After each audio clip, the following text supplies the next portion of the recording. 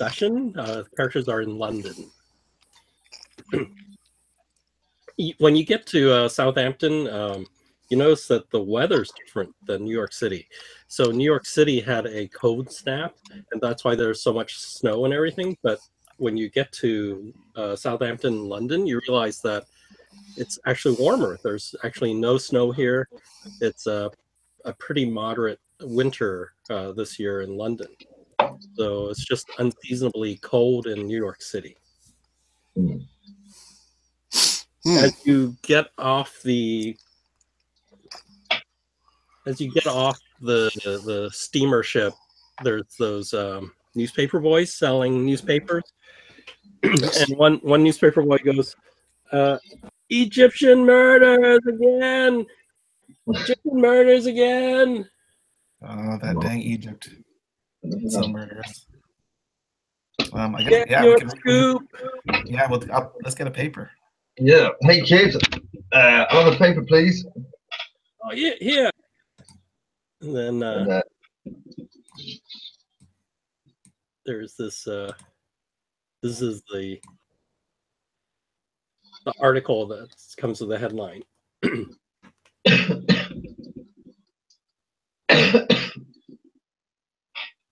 Basically, it says slaughter continues. Scoop offers reward. An unidentified foreigner was found floating in the Thames this Tuesday, the 24th, victim in a series of bizarre slayings. Though Inspector James Barrington of the Yard had no immediate comment, sources exclusive to the Scoop agreed that the victim had been beaten severely by one or more and then stabbed through the heart. This series of murders has continued over the space of 3 years to the bafflement of our faithful metropolitan. Must we hope that Mr. Sherlock Holmes, though reported by Doyle to be in retirement, will be the last time will one last time rise to the defense of our majestic isles. Readers of the Scoop are reminded that this esteemed journal has a standing reward for information leading to the apprehension and conviction of the perpetrators in an amount now risen to £24. Be on guard, the Scoop. We can buy a few Freddo Frogs with that. So what they're saying is it's going up £1 per victim. Nice. I did a calculation of what so £1 sterling is $5.47 in 1925. Mm-hmm. In U.S. Current dollar, it's £1 sterling is equal to $76.33 in 2017 dollars. Mm-hmm. So a pound is worth a lot. I mean, that's after all inflation and everything.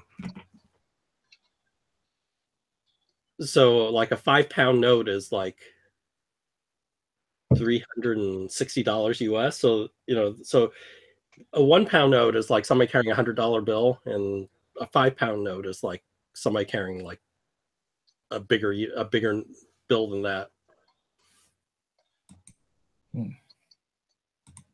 So there isn't anything on here that mentions Egyptian murders, though, is there? Just didn't say that the newspaper vendor was shouting Egyptian murders. I'm assuming that the word foreigner means somebody of not Caucasian origin. It's a nice way to say darky. Yeah. Also, this is like a continuing story, so other people may be more familiar with it, or maybe this newspaper editor isn't that great, and the newspaper boy or the great salesman of our time. But your characters, seeing who may know Elias, Jackson Elias. I think. Let me check. Maybe we should find out where the Scoop is and have a word with the reporter, maybe. Yeah, so Nate may know. I mean, if he knows Jackson Elias a little bit, he knows that this other guy, that the publisher and editor of The Scoop, is known to Jackson Elias. Right. And then there's a guy named Mickey Mahoney, and he runs The Scoop.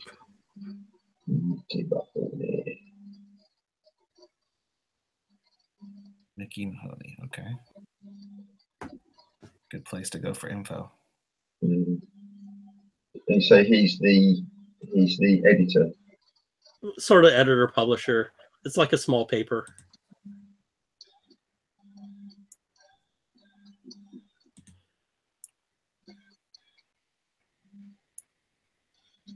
Let me draw. So that's what it sort of looks like. Oh, right.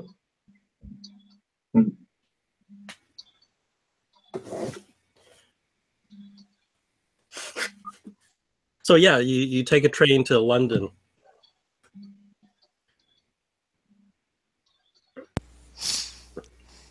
And it's hard to get a private car in London. You also go through customs, okay? So all of the prearranged documents for guns and whatnot. Yeah, and there is a chance they actually search. So you find they do a random spot check, and actually they did go through your luggage in front of you at customs, and they don't find anything out of order. And of course, the customs bring going hunting. I see. Yep, pheasants. Good, good. With big pheasants with tentacles. Big pheasants. Excellent paperwork work. And then, And by pheasants, I mean my go. so probably you won't get your weapons until you get to London, and you just need to do a contact, and then those who wanted their pistols will have to do their luck roll to see if what they wanted was available. All right. I think I only brought I think I brought a flick knife and I've got my brass knuckles. Yeah, so those are fine. Yeah. Brass knuckles not so great, but those are easy to hide. And So I believe I wanted a revolver. yeah. 'Cause I did not get that because I rolled a 63. And my luck is 38. So Sorry, Governor. We tried, but issues, issues.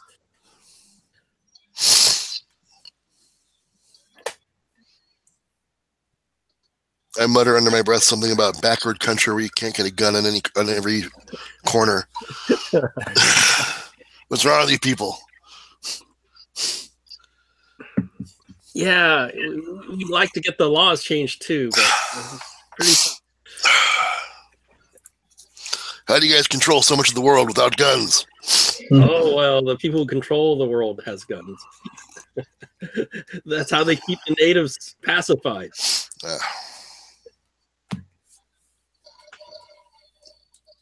Can't have the natives have guns. Gotta keep our superiority.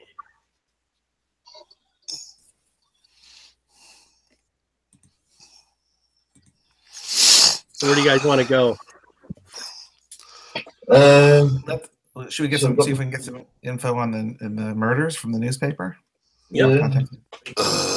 Wait, hold on. Yeah, because that's a good lead. Well, that's like the first thing off the boat, but me. You notice that they burn more coal and stuff here than in New York.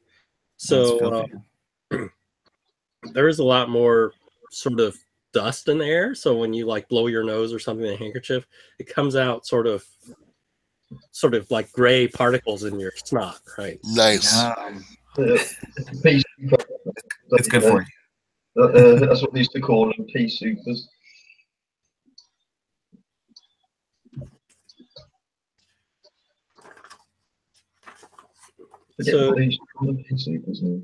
So we were also going to check out with the Penhew Foundation, right? Yep. Right. Yep. Oh, yeah, So which one do you want to go to first? Well,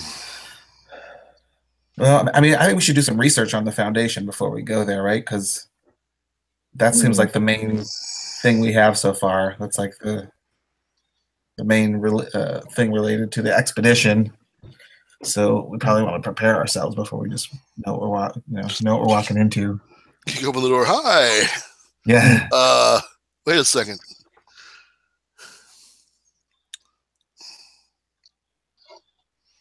All right.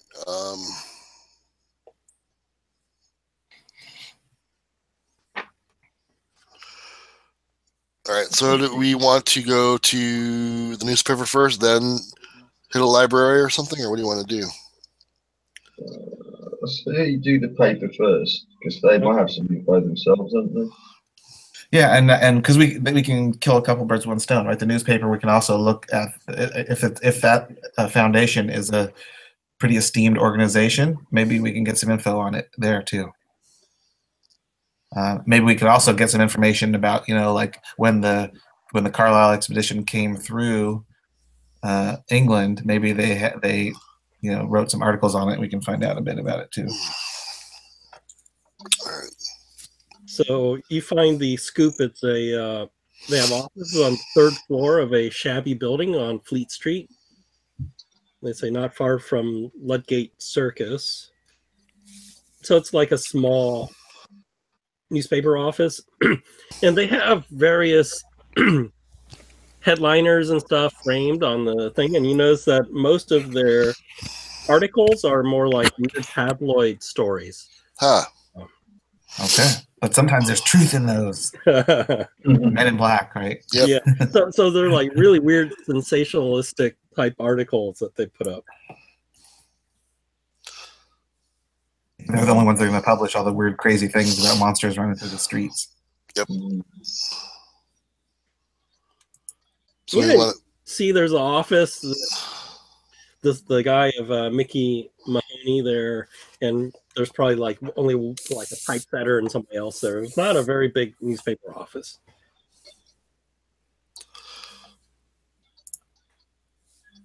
So what's our angle going to be? Let's just say we're doing research for a university back in the U.S. and they funded us to come out here and see what we can find on various subjects. Academia. That Mickey Mahoney was friends with Jackson Elias. Yeah. Yes. All right. Well, we So could just. mutual. Well, yeah, we got a mutual friend, so Yeah. If we just tell him we're friends of the late Jackson Elias, I think he'll be, pretty open to this. All right. So should we tell him about the strange goings on that have led us here? That Jackson was investigating cults and was found murdered, or should we leave that to ourselves? Yeah, I don't know we need to get into that yet with a newspaper because they're not going to care about that. Well, they might. It was those papers. Well, you know, the newspaper articles are very oh god, sensational. Yes. Mm-hmm. So you think we can do it like a quid pro quo, where it's like, hey, we got the juicy story for you if you help us with some info? What info do you think he could help us with?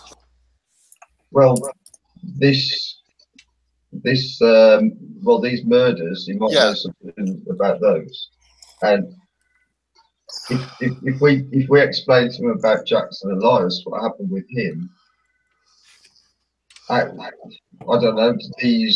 May these murders be related because they said, because of the Egyptian murders that the newspaper, sort of vendor was shouting. So, could there be any relation with them? Maybe. Well, this has been the 24th murder according to the newspaper. So we can dig in to see how long this has been going on and what particular state the body was in, whether there was any markings, kind of like Jackson's forehead was marked. Mm. And if the bodies are still, if they were cremated or if they were buried or anything like that, what was the ultimate fate? Mm. So we can dig into that too, find out, if there's any red flags other than just being a homicide. Mm. So we can go, we can introduce ourselves as friends of Jackson Elias and pump this guy for info. Sounds good to me.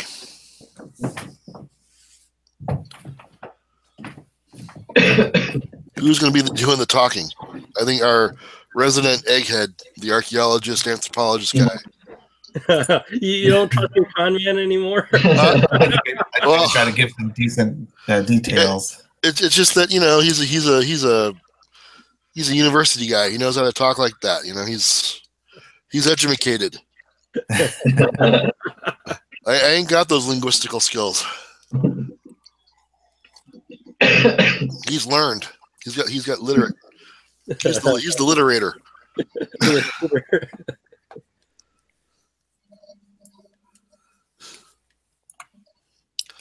So yeah, you guys push Nate Collins up then? Yeah. We're like pushing him in front of us. Go talk to him. Go talk to him. Okay. All right.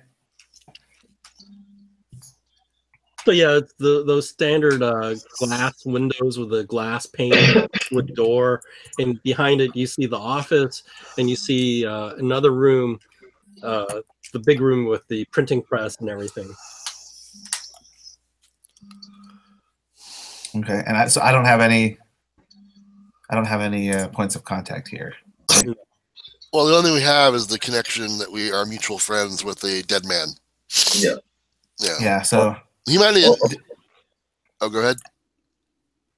Do we know who in the printing company is friends with him? Yeah, That's yeah, the editor. the publisher. The publisher. The publisher. Okay, Mahoney. that's who we need to see. Okay. Yeah. So yeah, we'll go in and ask to see Mahoney. Yeah, so you go in. There's the noisy printing press and everything, and then offside there's an office, and there's this one guy in the office, and you see on his desk a nameplate that says Mickey Mahoney, editor-in-chief, publisher. Oh, okay. Must be the Mr. guy. Mahoney, I presume. Yes, yes. Who may you be? Professor Collins, professor of archaeology and anthropology from New York University.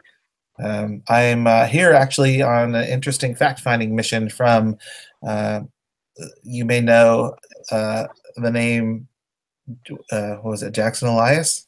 Oh, he was here a couple weeks ago. He said he was going back to New York City. Yes. Well, we have a series of events to share with you that you may find disconcerting. Unfortunately, he's met with his untimely end in a rather unsavory way. His cigar sort of, the tip of his cigar sort of dips down, like, you go, what? And the nature of his passing is definitely in your wheelhouse and may be actually related to his visit here. We wanted to confirm notes. We're actually on a fact-finding trip for academia purposes, and also we had dealings with Mr. Elias as well in his authorship and various, shall I say, activities across the globe that deal in information that your readers may be interested in. Elias promised me a story about a cult operating in London, and he hinted that they may be well connected, but I never got the story from him. Well, we have some details that may fill in your gaps. If you could also perhaps share with us some of the items that he was researching here. And failing that, I've also got a friend in the press in New York who may be able to give you some extra help as well. Well, you know, our paper is more concerned with local events near London, but maybe some connected stories might be of interest, but not as much as something having to do with something in our fair city here. Yes, if you do have us find some interesting or odd stories, or even photos of cute models in their knickers, that would be but you know, when Elias was here, he went through my my archives here and points to a big stack of old papers, because he did find some interesting stories he was interested in. Let me see if I can find them. Did this have to do thank you. with anything with the murders that have been occurring lately? Yeah, one of them was that. So he published it. So if you look at the handouts at the bottom, which is there's an issue with the handouts gave me. So the same article that you guys just read is one of the articles, which doesn't make sense. So just assume it's similar to it, but not exactly the same article. Otherwise, there's some time traveling issues here. Okay. So there are three articles that he was very interested in, and the article about the painter comes with a photograph of a painting. Mm. He goes, yes, those were the stories he was really interested in.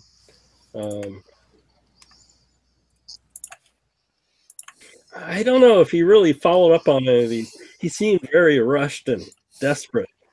And then he left for New York. Are these on the handouts page?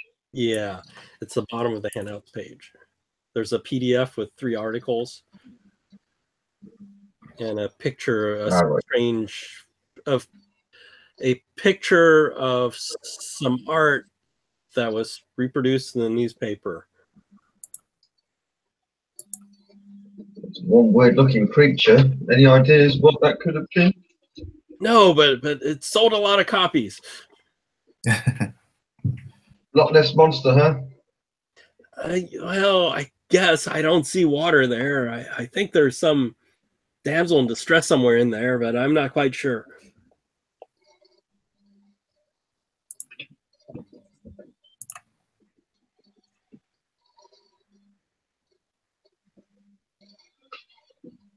Oh yeah, and I remember Elias interviewed this James Barrington from Scotland Yard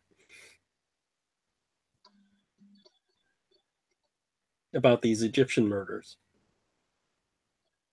Yeah, about those murders.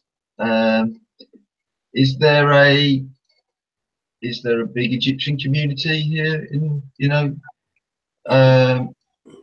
London? Well, there is a community, but the reason they call us the Egyptian murders is 15 of the dead were Egyptian natives. What were they? I'm sorry. Were they any particular type of individual? Young, old, men, women? I think it was a mix of people. I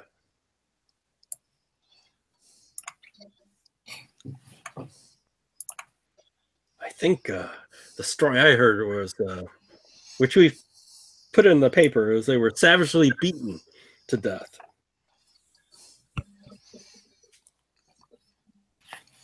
Beaten by what? I guess some giant club or something. Was there anything ritualistic about it? Like any symbols involved? No, but with so many people murdered like that, it could be somebody that doesn't like Egyptians. Are these murders only in London? Yeah, they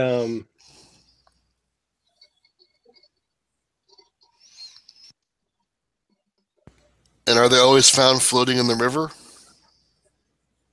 well, in various places, but the last one was found floating in the river. Are they found floating? Are they found near the waterfront or just anywhere in London? More like that area. Yeah, so there's more localized in the poorer Egyptian section. Okay, so the thing that makes them bizarre is that they've been beaten to death. Well, no, they're because of the number of deaths. Because people like serial murderers. But other than them being found, and I mean, there's nothing. What's linking? What is linking these bodies other than they're all dead and happen to be foreigners? Yeah, that's what makes them. I mean, I think that's a you're making lines to something that might not be there. It might just be coincidence. Is there papers? You know, I mean, people die in big cities all the time, but that doesn't mean they're all linked in some big conspiracy. Well, what made you guys think that they were all the victims of the same killer or killers? Just that they had all died the same way? Yeah, you've heard of let me make up this phrase, wisdom of the crowds. You like that? Yeah. All right. So you know, when we do our headlines and it works, that means people believe in it. If people believe in it, it must be true. I just look at them. Yeah, we're not going to convince him of any morality here. Right.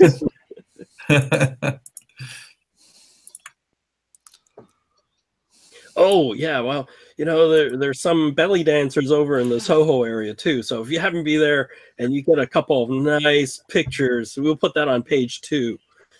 Mm. You know, I pay top dollar for. Do you know where these sort of dancers are going to be performing? Is there like a known Egyptian kind of bar or club, or I don't know? Oh, there's a number of them over in the Soho area. Are there any particular ones that you know of yourself?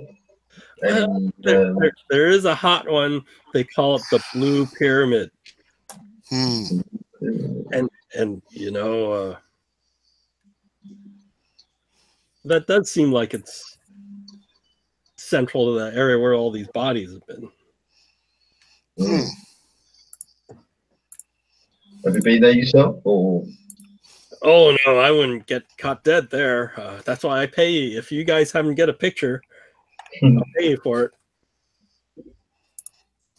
Have any of us got a camera? I do. Ah, cool. I'm sure. So do you have a brownie, like a small brownie? Yeah, it's okay. Well, it's okay. It's what I would normally use to catch cheating husbands in delicate positions. You know what I mean? Yeah. It's a small brownie. There won't be a giant one where you light the flash. Yeah. There's a small brownie you can do. So, Barrington, what do you make of him? He seems like a very man who's up and up. It's so hard to get information out of him. I try so hard, to get more information for my paper, but he seems to not like the news. Not like the news, or not like you? The news, man. The news. I am the news.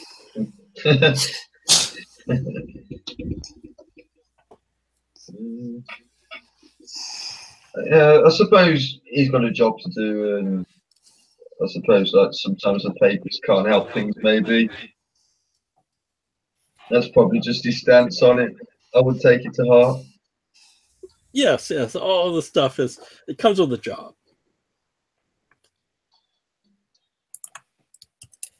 Do you know if the police have been talking to the management of the Blue Pyramid at all? In regards to the murders? They haven't told me anything. Yeah, if you can get any information out of this inspector, and if it's interesting enough, I'll pay you for it. Yeah, cops make me nervous.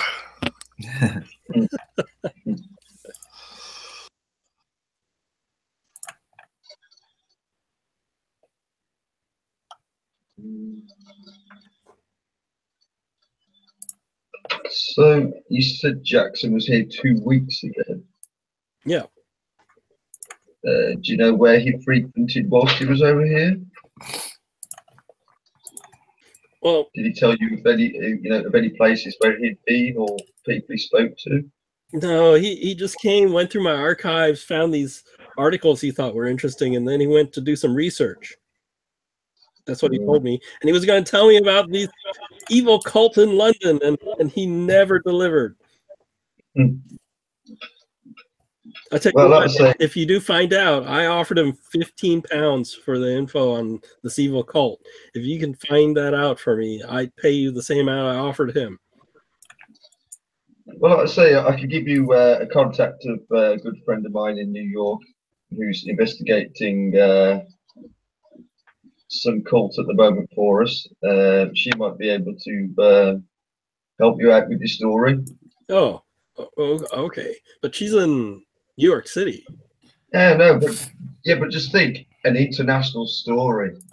How good would that be in the International paper? conspiracy of worldwide implications. I see. Oh, So if you hear of anything else, be sure, be sure to find us. We're going to be staying at, and I'll read off a hotel name where we're going to be staying. So if you find any more, any more info about, just be sure to, sort of, they give us a call or something. okay. And he writes it down on a notepad. Hey, before we go, do you happen to have any photographs of any of the victims, like crime scene photos? I wish I did. All I'll right. pay you for that too. Maybe only there'll be less than any girls picker, but I will pay for that. All right.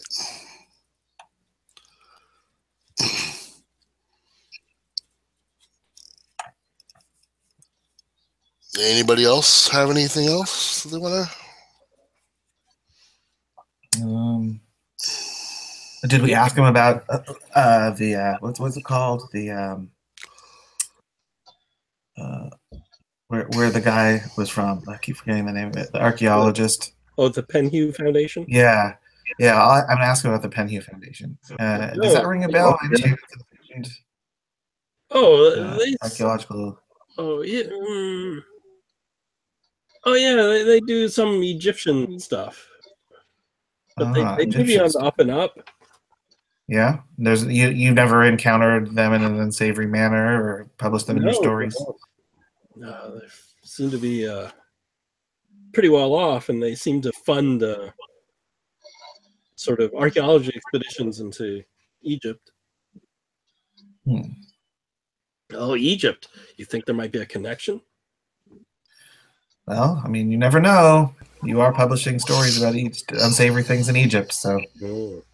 But yeah, the Dark Continent, and all of that. Well, if you find a connection.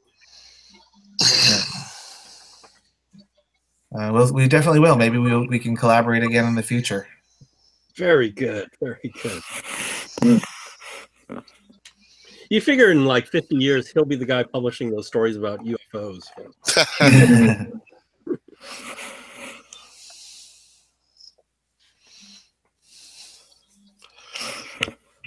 So where are we going next?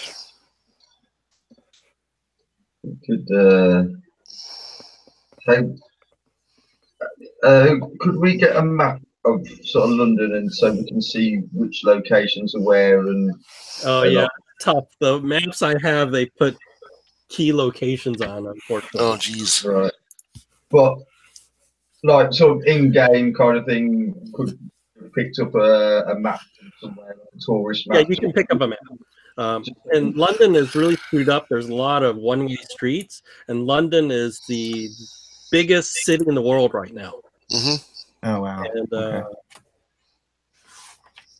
And there's a lot of public transportation, like buses, the underground, taxis, and the taxis are licensed. They have to memorize all the streets and everything, so they're like amazing. Like they know how to get anywhere.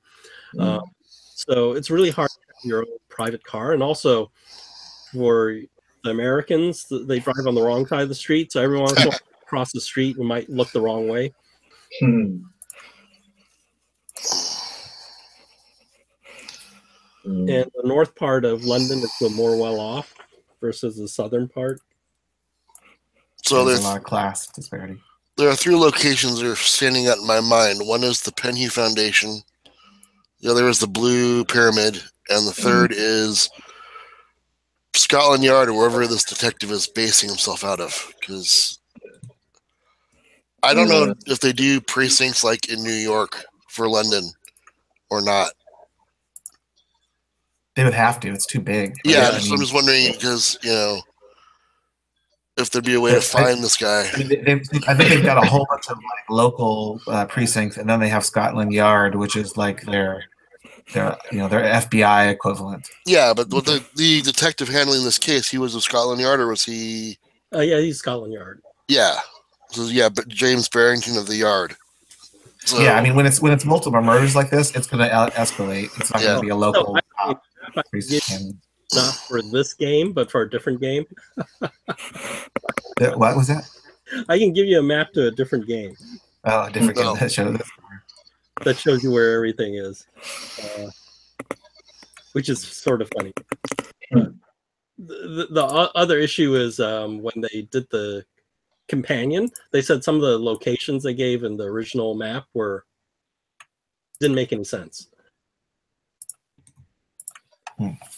Because it was made by somebody who didn't know London very well. So I'm thinking maybe do the Blue Pyramid on an evening, maybe when it's going to be a bit more thriving if it's a club. Yeah. And we could sort of get our glad rags on and handouts. I gave a giant map of London for you. But this is from a different game, so it doesn't have any spoilers. And that's on handouts, is it? Yeah, it's the map from Sherlock Holmes Consulting Detective. And it breaks out the sections. As you can tell, it's humongoid. And this was for that time period, too. So. Refresh this.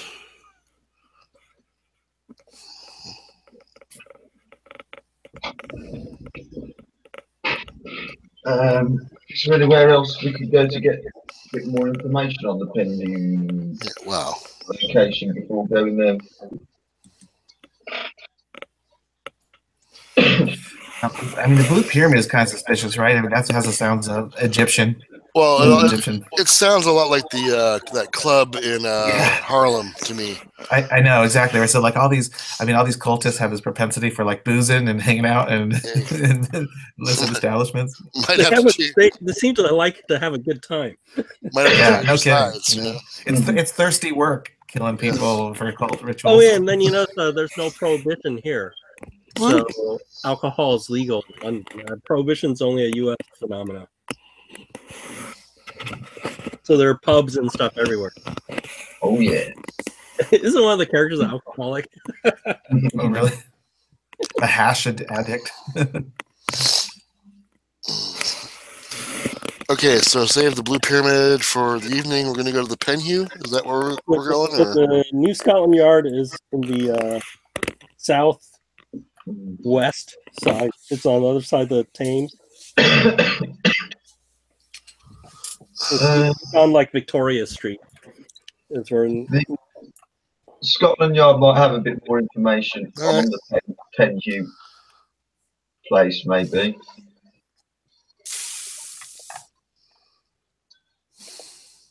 Oh yeah, and Scotland Yard's near Westminster Abbey. So yeah, it's near. All right. I mean, Scotland Yard. I mean, they're probably not going to be very sharing of their records, right? I mean, we especially for a murder like that. And we're not cops, so we have no authority. We don't have anything. That's the problem. Yeah. Anyway, The pyramid is in Soho, which is north of the London Library in St. James Square. It's north of Piccadilly Circus. American Werewolf in London. Probably Matt knows where all the stuff is.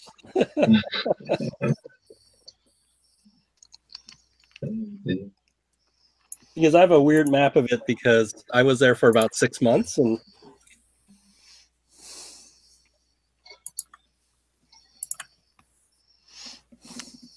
I was near the Victoria Station.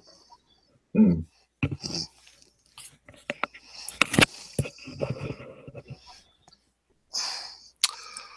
Yes. And then we have the Penhue Foundation, which is probably our best bet for the daytime. Mm. Yeah. At least to go scope it out, right? Yeah. Is it even public? Will we be suspicious going there? I mean, it would be cool if it's a public institution. We can go just kind of get the lay of the land. You can go there and take a look around the outside. Yeah, I mean, yeah. Let's go see. Let's go scope it out. So when you go there, you see there's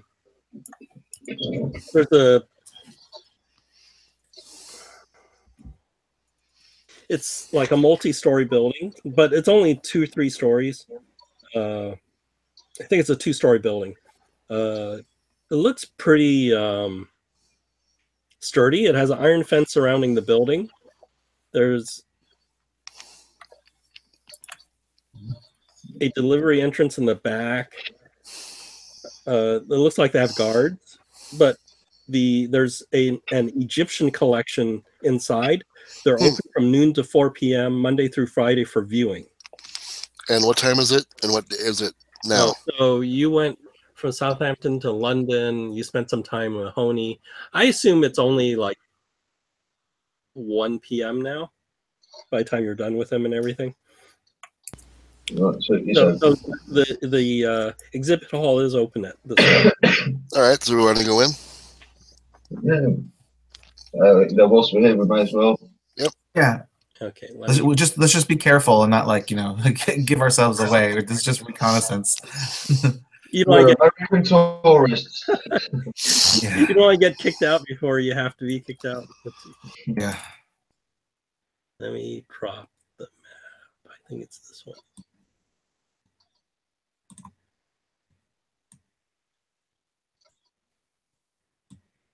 So when you come, there's a map here. If you go in the front, it's up those stairs, and there's a front desk. And at the front desk, there is somebody that looks like a secretary guard. So, and then there's a doorman too. So to go in the front door, there's a doorman who opens the door for you.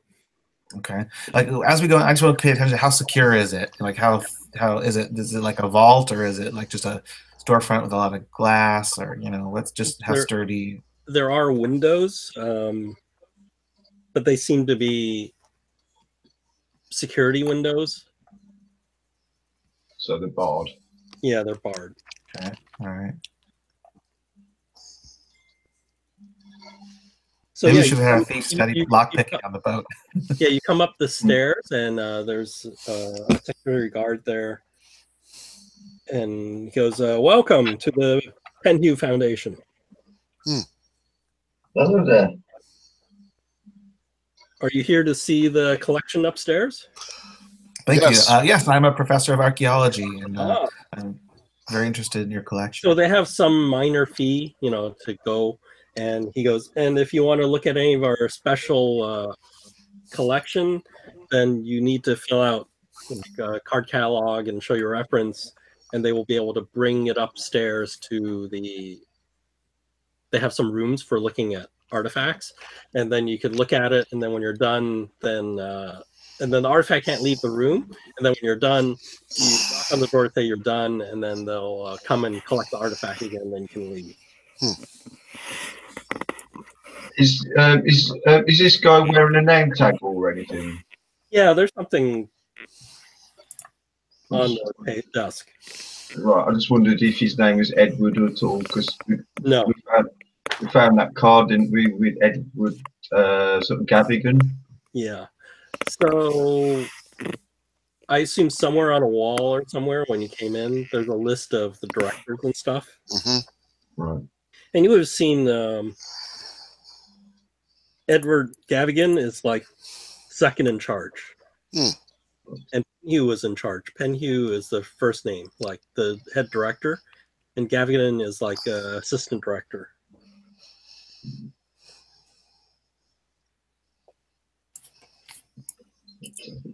And it lists some other names. on the like the board directors and stuff, somewhere on the plaque.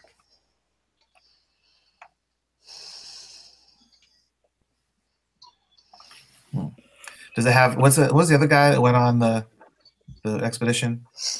Penhue. I Is think he it's on there? Audrey Penhue. Is he up there? Yeah, he's like the director. His name is still up there. Even though he's gone. Yeah, well, that's true. Well, I mean, yeah. Yeah, they haven't replaced the plaque yet.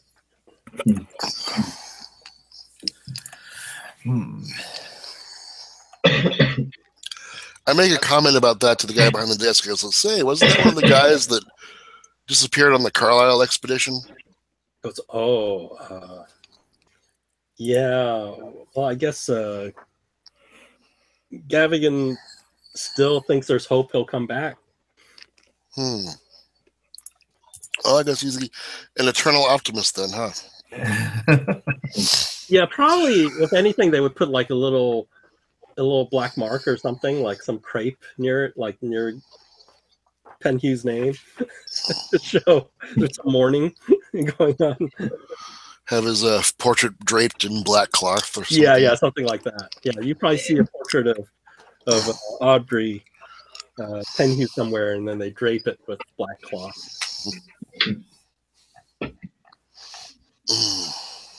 Yes, I forgot how long it was missing. Like they were missing for 5 years or 7 years. I forgot now. Because the mourning period's not over yet. Maybe a few more years. Okay. Normally they do a year and a day for a widow. You guys are really hardcore. Well, they still named the Okay. building. I mean, the guy donated the building, right?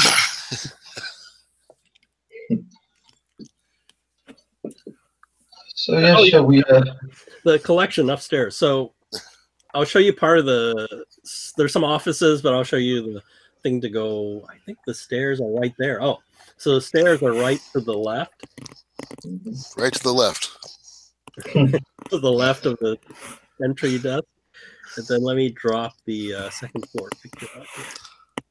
Blam. Blam. So you see the stairs coming up right on the left side. Hmm. And then there's like these are glass cases with Egyptian stuff and statues and things like that. And then the rooms on the bottom are the research rooms, right? If you want to look at artifacts. And then in the back, I think are other. I think they're just file rooms. So those are locked. Those are files, and they have a file room. Oh, they call these exam rooms. So these other ones are exam rooms in the bottom. Hmm. I'll turn around to Nate and say, do you think there's any of these artifacts you think we should ask to have a closer look at? You reckon? Do you think there might be something of interest that may be to do with the sort of disappearances, maybe?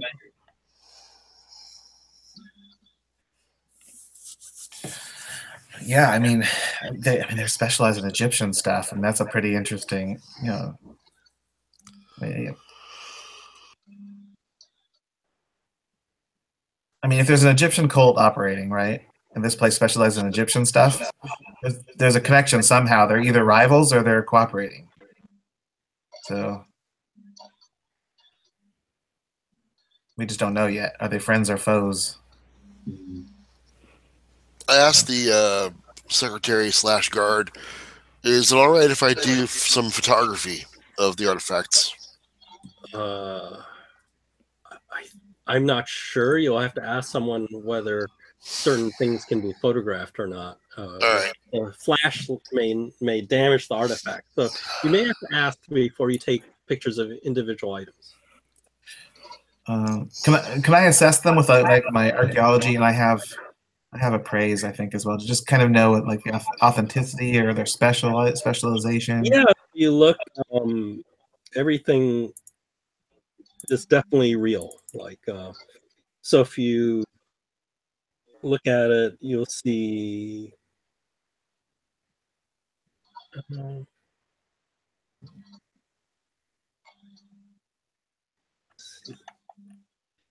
Yeah, it's like pots that have been reassembled, statues without their noses, bas reliefs of cats and things like that. Definitely, everything's authentic. I mean, like you can go to the British Museum and see an incredible collection of wealth that was plundered from Egypt, right? I mean, do they have kind of like a similar thing, or is it really? Yeah. So they're pretty high end. I mean, yeah, they're high end. Okay. Definitely not a fake museum. Which means their interest in going to Egypt for research is, supported. It's not a sham kind of a thing. So I can see how they would get involved with some playboy that wants to go to Egypt for research if they can jump on board. But also, I mean, they're well connected and wealthy enough, I think, to do it on their own, right? Why would they want to get on board with that? Yeah, there's mummies and stuff in there too. So I guess you don't see them, but there's mummies. Yeah, why would they get on board with some playboy? It seems like they would just go do their own thing. They're obviously very successful at it. So they said the exhibit hall have tall windows with ventilator openings at the very top that they open in mechanical arms. Everything is like marble, the floor and tiling. The ceiling's 20 feet high. The glass cases contain mummies, statuary, and everything in a tasteful manner.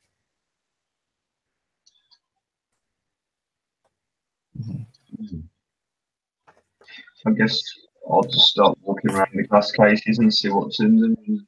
Yeah, so it's miscellaneous stuff you would see the British Museum type of stuff.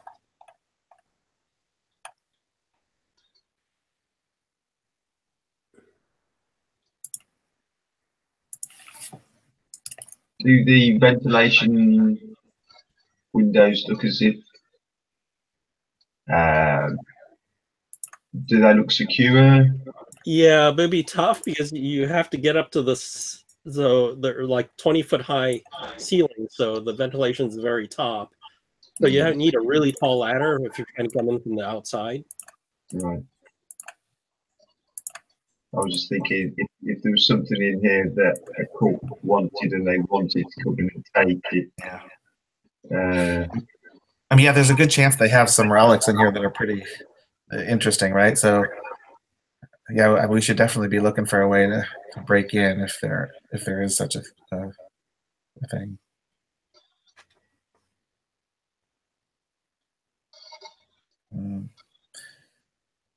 So you do know are there any back rooms or areas that are closed off? There's the file rooms, and then you notice that there's a back stairs, and then there's an elevator in the back. Like going up? Is it possible to walk by it? Going down. Oh, down. You figure this is how they get stuff up here. Even though the picture of the elevator is sort of small, I assume it must be bigger than that to wheel some of the stuff up here. Because they're not going to carry the stuff up the stairs.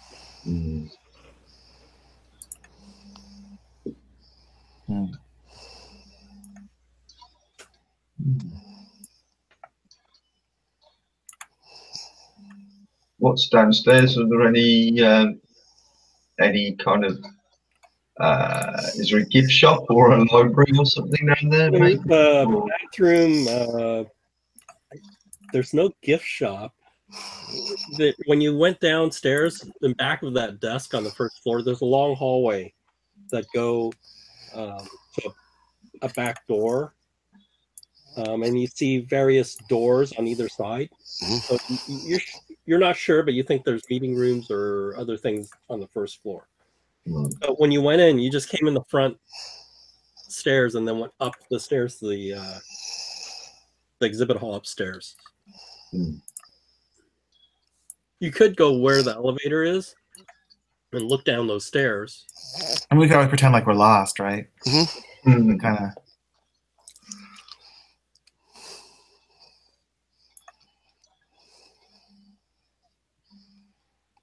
So if you just go down the stairs a little bit, it just goes back to the first floor, and it's the end of the hallway.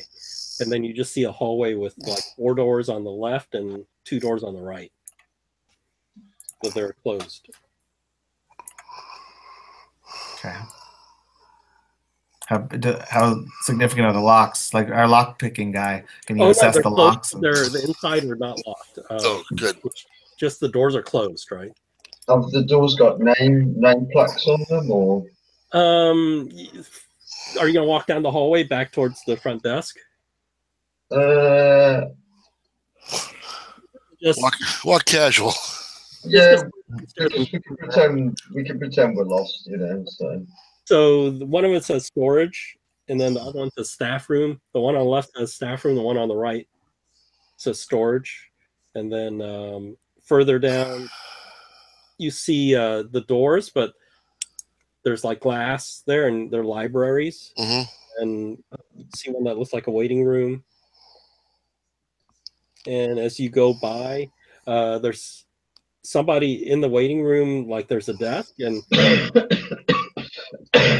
says, excuse me, are you lost? Oh, yes, sorry. We were upstairs and we were trying to find our way back down, and we seem to have took a wrong turning.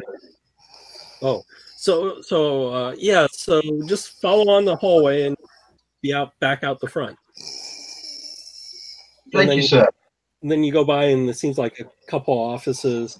Oh, and the one that this person came out and talked to you, the label on the door says Gavigan.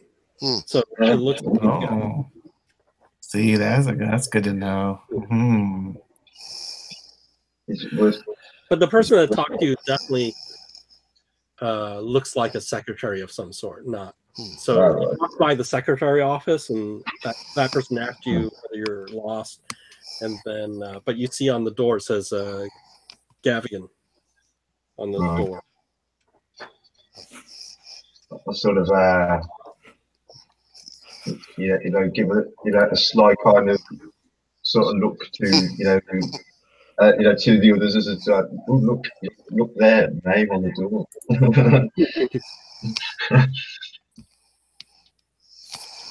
And you notice there's about 8 or so people working here.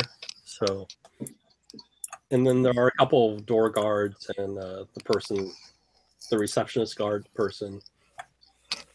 So there's a bit of security here. So there's eight people, and that's including the guards.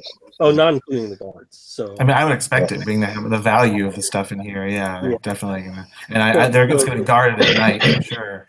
Yeah, so the people that work here are more secretary type people, and then there's, in addition to them, there's some guards, like there's front door guards. There's a couple upstairs, and also when you bring out the any artifacts, right? They make sure you don't steal it. Right? Are there any alarms in the building that I can see? Anything obvious or no? 1920s, not very many alarms. If anything, a fire alarm, right?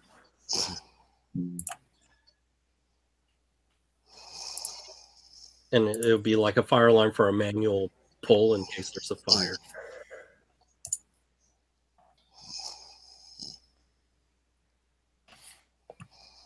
But that's what you see. It probably takes,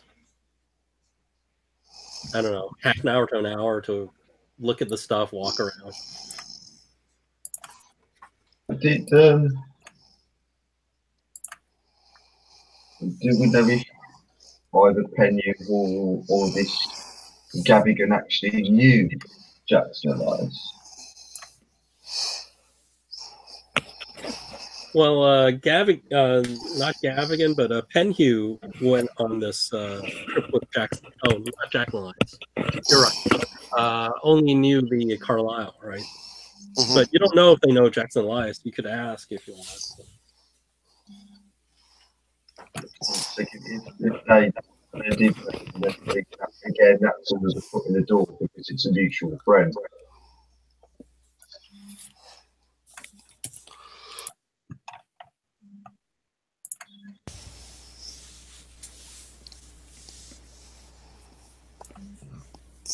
I'm gonna walk back up to the front desk, but I'm gonna come because we're walking up that sort of corridor behind it, aren't we?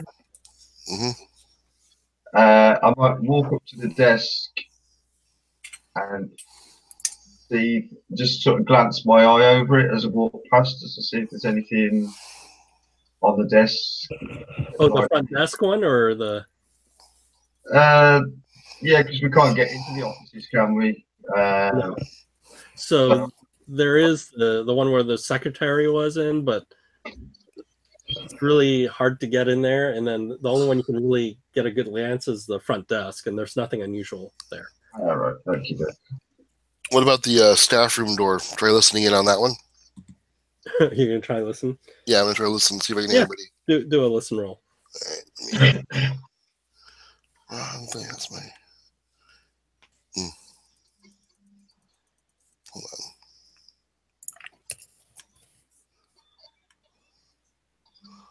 Apparently, I just closed my character. Hold on. Open that up. There we are.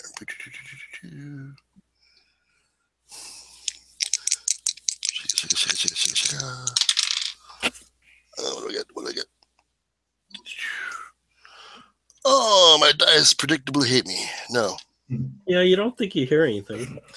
Do I see any light motioning like under the door, like people walking around or anything? No, but there's lights in those rooms, so they're not dark. So you don't see anyone moving around. I might keep the guy at the front desk talking. I'll sort of look back and see him kind of. Yeah, I'm gonna quietly, as I can, see if I can turn the knob and open the door. Okay, do your stealth. Yeah. I'll keep the guy on the desk talking. Balls. 68, no. But you didn't critically fail. Okay, I did not fail, no. Why don't you roll your luck? Come on, dice. So I'm rolling left-handed, that's why.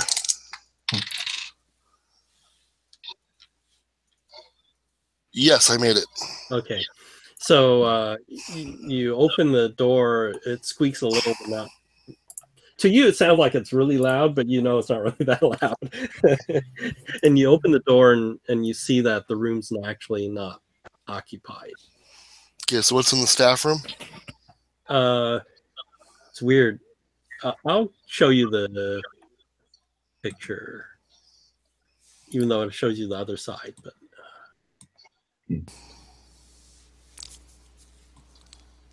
so the staff room has looks like a checkerboard. I would actually hope it's a chessboard, and and a couple crates, and the entrance to the elevator. Interesting. And maybe there's places for people to hang their coats and put their lunch and stuff like that. Okay. Any files or anything like that, or any documents? No, nothing of interest. So just basically it's like a break room / Yeah, it's a break room coat room for the employees. So there was an elevator here? Yeah. But you saw where it went right up there, so. Yeah, all right. Well, you could look to see. Well, yeah. You could go into it and take a look if you want. Yeah, I'm gonna take a look at the elevator, see if it goes down. It does go down one more floor. All right. So there's a basement level too. All right. I will leave and go back to my compatriots and make sure, close the door softly and go back to where the group is and let them know that I found what I found. Okay.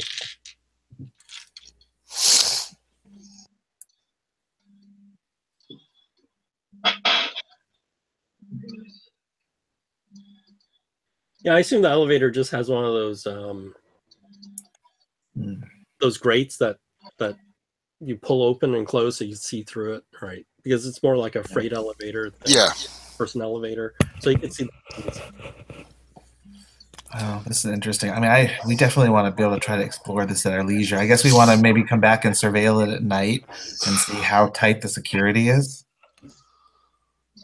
Okay. Have our sneak thief, look at it with his trained eye and see. If there are any guards he can negotiate with. I mean, did we saw some? We saw at least one guard or not when we were walking around. Yeah, there's a couple of guards. There's some definitely in the first floor, and second floor, yeah, there was somebody there, just unobtrusive, right?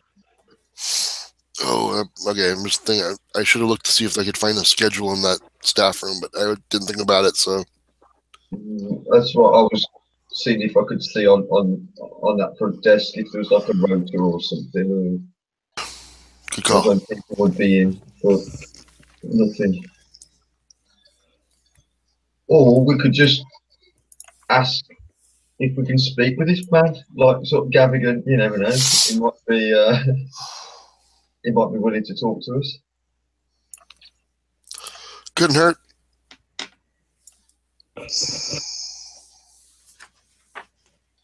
Is it worth asking while we're here now, you reckon? Well, I mean, we are investigating the expedition and trying to find out whether they are actually alive or not. Hmm. And if they're in mourning that they're the foundation's former founder or head honcho has been missing this long and they still have like black cloth and all that draped all over the place, then maybe they would be sympathetic to our cause. You know, especially if we can find out once and for all if they are alive or dead. Hmm. But I am thinking they're probably alive.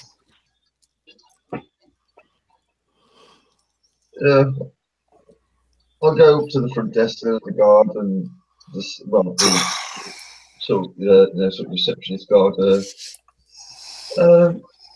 Actually, sir, whilst we're here, a Gavigan wouldn't be here at all.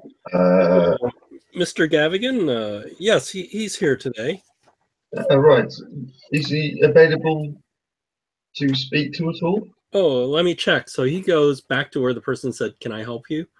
and sticks his head in there for a moment, and then he comes back out with the secretary, and the secretary comes out and says, "What is this?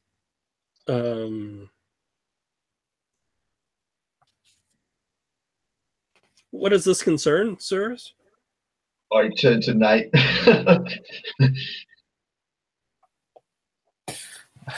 I'm doing research. I'm an archaeologist from a New York university, and I specialize in Egyptology. And I'm here in London, and of course, you are the place to visit when we're talking Egyptology and artifacts. The British Museum is fantastic, but your collection is stunning as well. So I wanted to speak to a fellow expert in the subject. Oh. There are a couple of staff here that may be able to help you. Thank you for your interest in our foundation. So Gavigan doesn't take visitors? Oh no, he does. He also knows about these things. Do you want to speak to Gavigan then? Yes, I wanted to, because I wanted to discuss with him possibility of doing some artifact sharing from my university.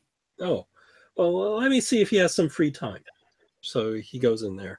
What's your luck? Let's see. It's pretty good because I haven't spent a lot. It is 92. Wow. Okay. Wow.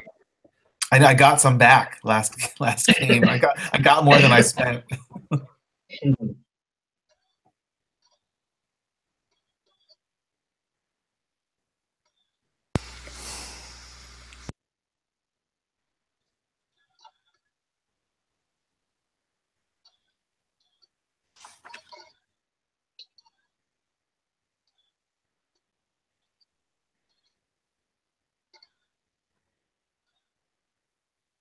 Nice. Do you make your luck? Oh, you wanted me to roll it? I thought you were just asking me what it was. Oh, okay. 10. So yeah, made it. Good enough. So he comes back out. He says, "Edward Gavigan is available right now. He will see you." Excellent. Are you all going there, or just you? I think just let me go in because we want, we don't want to flood his office.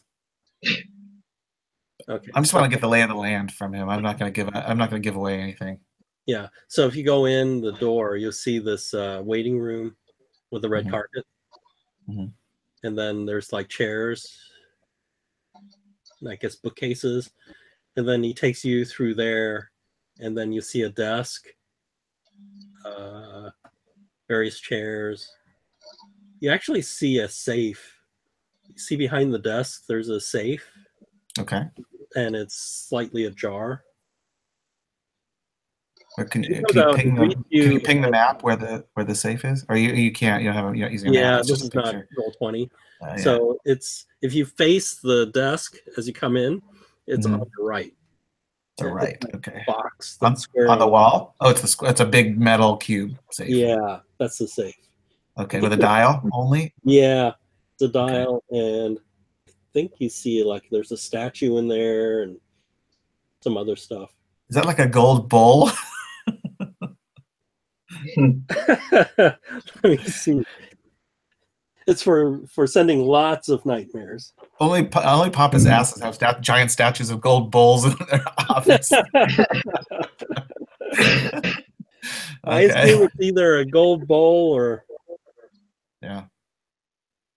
or a chair. Mhm. I think it's I have no idea. What is that? What's that on the left? Is that like a private library? What is that? You see, actually, those doors are closed. You don't know what's back there. Okay, I don't know what's back there. All right. Yeah, so I'll go ahead and introduce myself. Mr. Gavigan, I'm Professor Collins, Professor of Archaeology, New York University. So, you exchange business cards, right? He gives you his. Yeah. And probably his secretary got your business card earlier, but he gives you his. Okay. Yeah, I'm just here on business, just doing research, doing some study at the British Museum for my university, and of course had to stop in as well since I'm interested in the subject matter, and just wanted to find out from you if you might be interested in doing a archaeological sharing program with our university. Oh, that sounds really good. You need to give the particulars to my secretary, and he will arrange things. Okay. Do you have any new shipments coming? Or, I'm just curious the nature of how the bulk of your artifacts are acquired. Do you yourself go on expeditions to acquire them? Well, I don't. Mr. Penhew quite enjoys doing that, but unfortunately, after the Carlisle expedition, we've lost Mr. Penhew. I guess we'll have to send somebody else on these expeditions. Oh, I recall something vague about Mr. Penhew. What is his status? We believe he's dead. Oh, very unfortunate. Very unfortunate. Was he successful in bringing back some of the artifacts from the expedition he was on? Oh yes, he sent things back, and unfortunately, he sighs a bit. Like, well, when they got to Egypt, they brought this African woman with them, and she absconded with the expedition's funds, all 3,500 British pounds worth. Terrible. Such craziness. Do you have gave her all this money to hold on to? Yes, that's unsavory business. Sometimes when dealing in antiques, you don't know the sort you're consorting with, or what their motivations truly are. Do you happen to have any of those artifacts that were sent back on display, or are those artifacts that you'd be interested in doing an exchange? Well, we haven't completely cataloged it, but we still have that in our inventory right now. Okay, well, maybe one day in the future when you get them cataloged. But yes, you have so many stunning artifacts here on display. Any of them would be a huge benefit and draw with our student population. We'd love to showcase them in New York if possible. So yes, I'll give my information to the front, and maybe we can arrange something. Oh, so it's nice to meet you then. You as well. Thanks. I'll leave.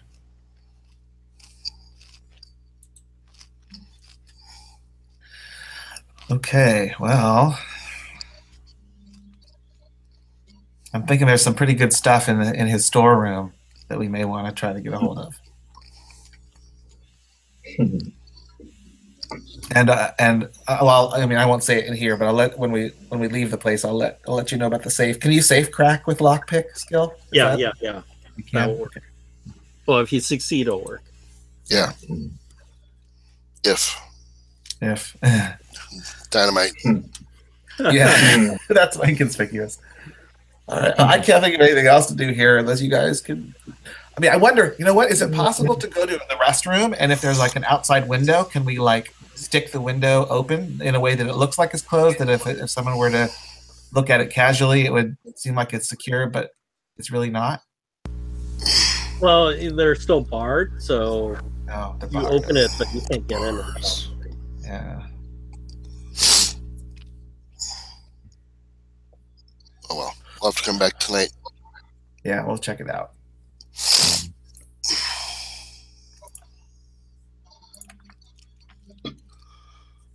Let's go eat the finest boiled food. Let's get some bangers and mash. Fish and chips. Some good haggis. That's no. About what time is it now in the day? You still have time to do the. Probably been an hour there, so it's probably in like 2:30 now. On the way out, you actually see a truck on the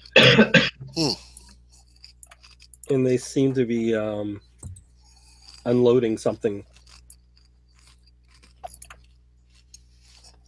Okay, and let's watch them. Let's see how they load it in. Observe. Yeah. Yeah, so it's interesting. You see several men. They look very. They look like foreigners. Very brown skinned. And they're unloading crates to the back of the Penhew Foundation. Are they saying anything, or are they just doing it silently? They're not like deliberately being silent. They're just working, right? Okay. They're probably smoking. Some of them are smoking. On the crates, are there any embossed or burnt-in kind of markings, like a stamp or anything? Oh, you're gonna go all the way up there to take a close look at them? Yeah, I might just casually light up, a smoke, and just be like all casual kind of thing, and just see if I can. Yeah. So when you sort of saunter up a little, they notice you and they just sort of stop and look at you. And then after a while, like you don't say anything, they go back to work. Mm-hmm. And then you hear them say something in a foreign language. Do you have the one with the language skill? Yeah, if I don't speak the language, I'm able to determine what language is being spoken, then, and Okay. I get a bonus die to language roll. Okay, so I know you probably don't have this language. Just roll your percentage. Bonus die. Full. Does that make what's the base? Is it? Oh, it's only 1%, right? Well, it's you do know it's Egyptian. I don't know if you have 5% in there or 4%. Well, the base is 1, but the pulp skill says even if I don't know, I'm able to determine what language is being spoken. Yeah, they're speaking Egyptian. So are there any markings on the crates at all? Yeah, do a spot hidden.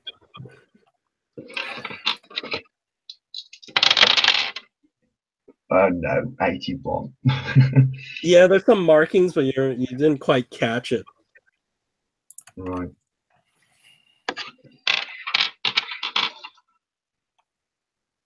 What are these guys wearing? Just normal overalls kind of thing? Yeah, they look like workmen. Mm-hmm. And you can't see through any of the gaps in the crates. No, they're solid. The crates look very they're not hodgepodge crates like you put chickens and stuff. They look like they were shipped from overseas type of thing. Right. Do they look heavy? By the way that you can see them picking them up, do they look heavy? It's like, yeah, they look like they contain stuff. Right. Because like, even though it's a crate, it could be something big but light kind of thing. But Yeah, the big ones do look like maybe it's heavy, like a statuary or something in them. Are there any markings on the van itself? No. I'll saunter back there with my smoke and just tell the others. And what about license plate? Yeah, there's a license plate. I will jot down that license plate. Okay. good idea. Yeah, they notice you. They don't. They're concerned that you're strangers hanging out there, but as long as you're not nicking something off their truck, they're okay with you being there. Right? They're more. It looks like they're more concerned you want to steal something off their truck, and they're doing work, and they don't want stuff stolen while they're working.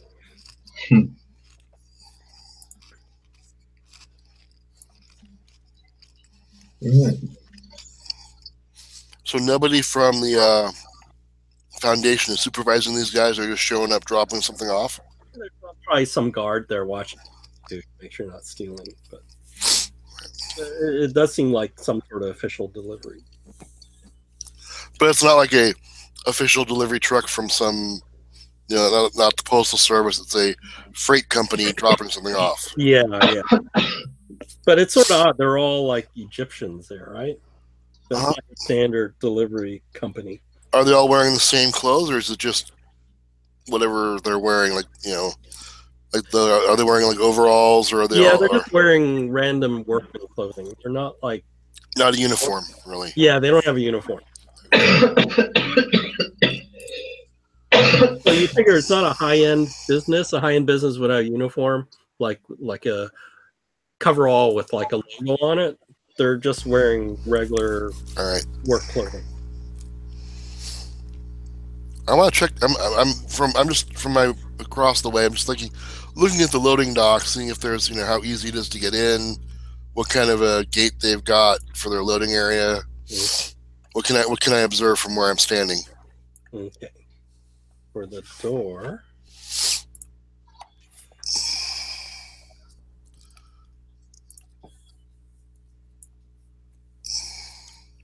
I don't know if they gave me the numbers.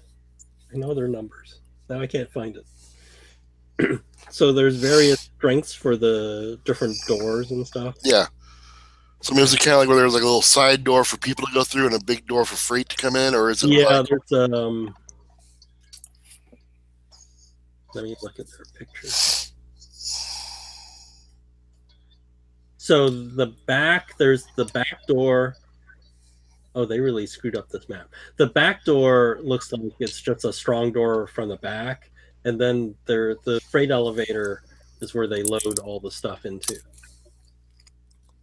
That might be the best way to get in. How secure does that door look? And the lock and everything. Yeah. Oh, the freight elevator. And is there a light on that door? Yeah. Okay. Yeah, there's a light on there.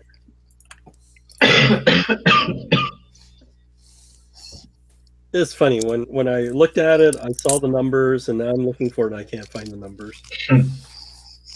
But there's definitely, I remember there's two different strengths for the doors.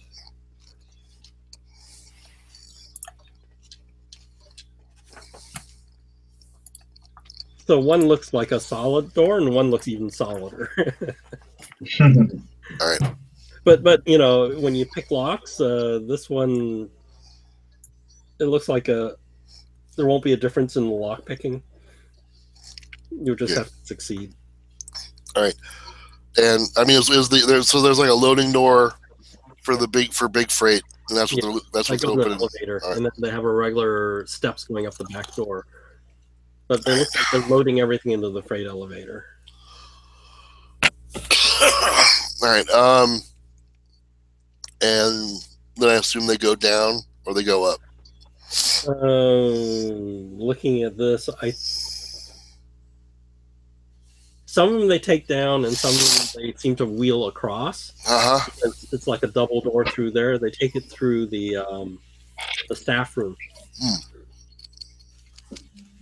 You did see a couple crates in the staff room too, so it could be overflow storage or something. All right.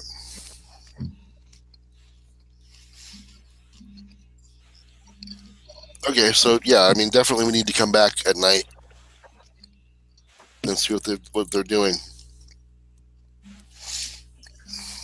Oh, here I found the doors. Oh, awesome. The doors are wow. Wow. Doors look really tough. So if you want to break through the door, it's like you think you have to drive a truck to break over the front door. Yeah. Oh wow. The Yeah, interior doors are actually pretty stiff wood. Like they're not like the hollow core doors. They're like solid wood doors on the inside. Mm-hmm. So these guys spend a lot of money on doors. Big on the security.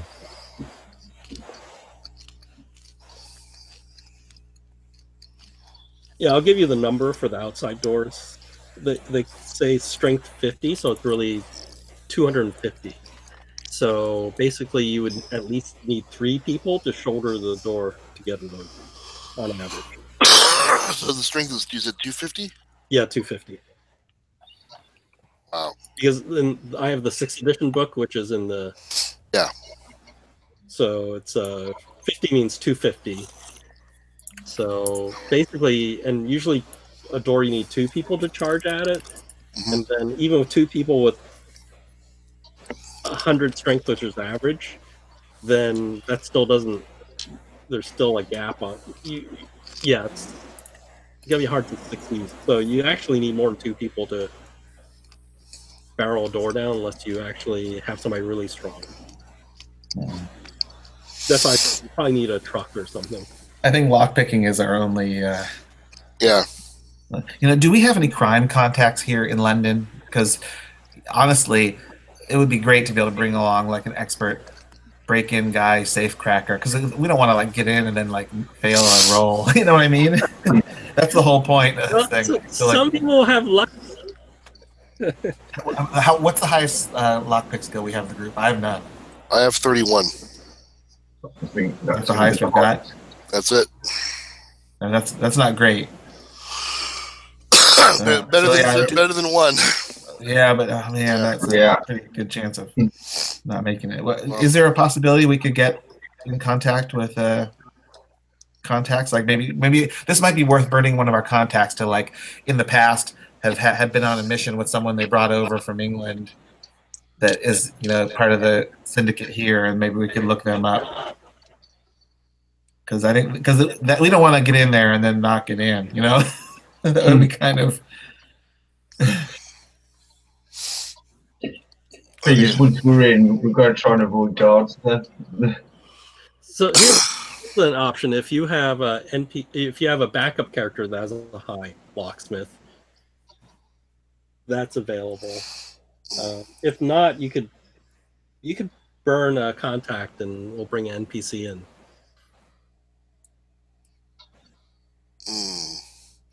I think that's what we probably should. I'll burn a contact, and I will have a guy that I know. Okay, come up with a name and put him down, and say he's like a safe cracker or something, right?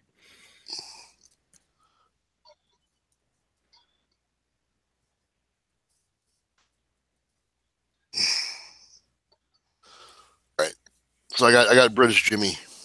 Okay, British. Nice. Jimmy. British Jimmy, who I met. He was the one who kind of taught me my safe cracking, but since that's not my main thing. But he was over in the States for a while, laying low. Okay, why don't you roll your luck to see how If he's available home. he is? If British Jimmy is home. British Jimmy Smythe. British Jimmy Smythe says F off. Oh, he's busy for. I rolled 97. Oh, Oh, yeah. So he says hello, but he says he won't be released for another 6 days. So yeah, he came back too early. He thought the heat had worn off, and it had. He says he'll be available in 6 days. Nice. He's still in the slammer right now. Well, All right, so I guess we have to do something else. Kill some time, huh?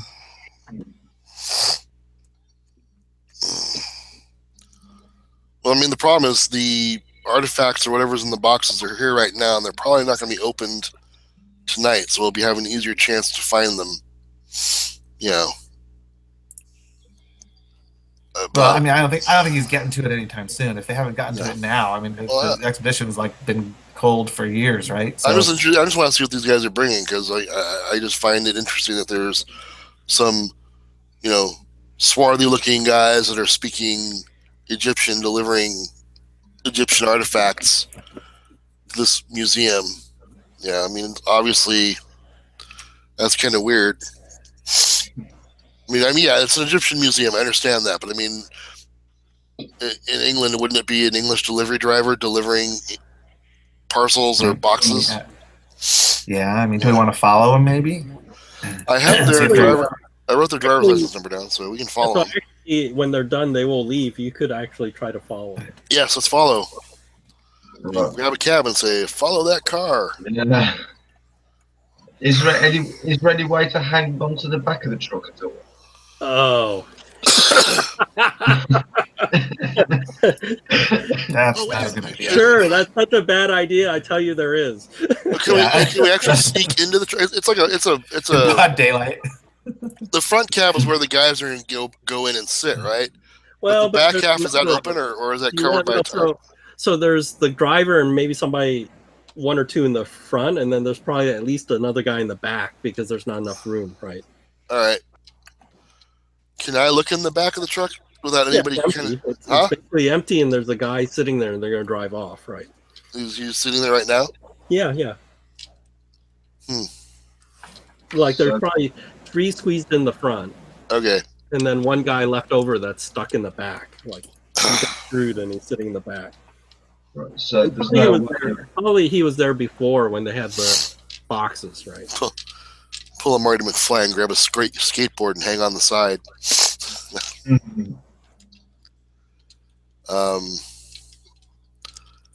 Interesting. So there's no way to hang on to the back of the truck without being seen, basically. Well, there's a chance, right?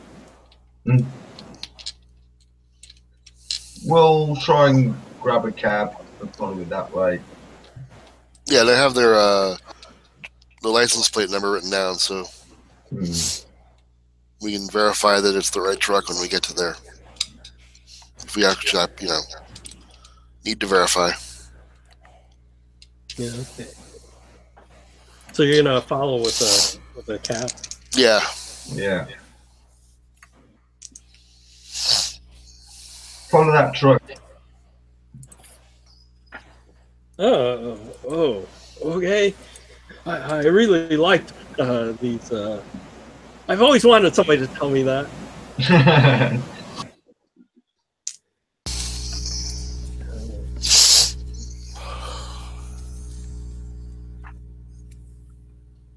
It's yet again, I knew I read this, and now I can't find it.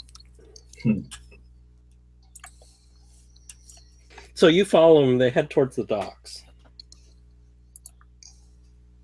Right.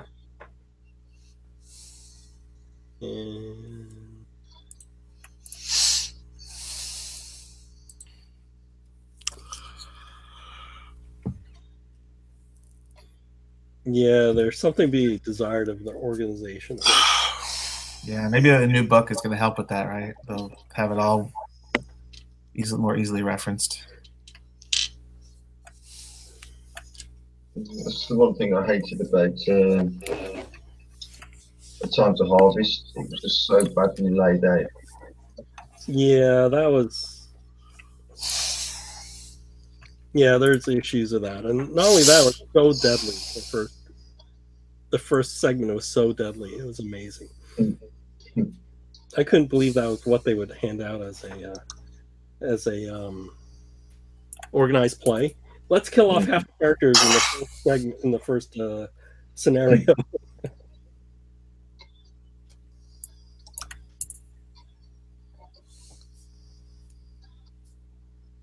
That is so weird. I read this. Where the heck is this? Yeah, so you head towards the docks. They get out at the docks. Roll. Well, it's the driver that's. You're just saying follow, right? Yep. Yeah. Do whatever you can to keep up with it. So you drive down the docks, and at one point you realize if you continue following them, you're the only car going down this road where they're going down. So you would stick out like a sore thumb. Right. We'll tell him to back off a little bit then. And the driver tells you like this is like a dead end. It's like the end of the dock, right? Oh, right, okay. Maybe we should get out here, and if you want to leave the cab running, just at the end of the street. Okay, so yeah, so if you pay him, he'll wait. Yeah. Yep.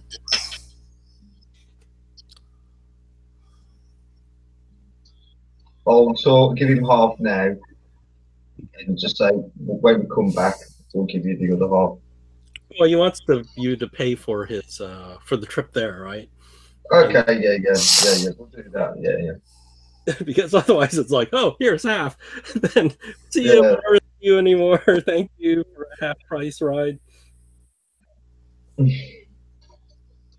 But I say to him, please don't go. We really need you. Yeah. Just keep it running. You'll just flip the meter, right, for the waiting, whatever the fee is for waiting. Mm.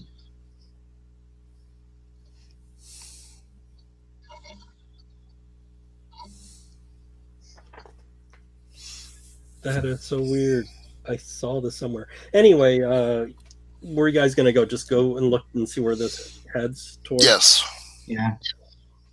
See if they're with a legitimate van line, or they go, peel the stickers off the side and then drive it into a blank, unmarked warehouse.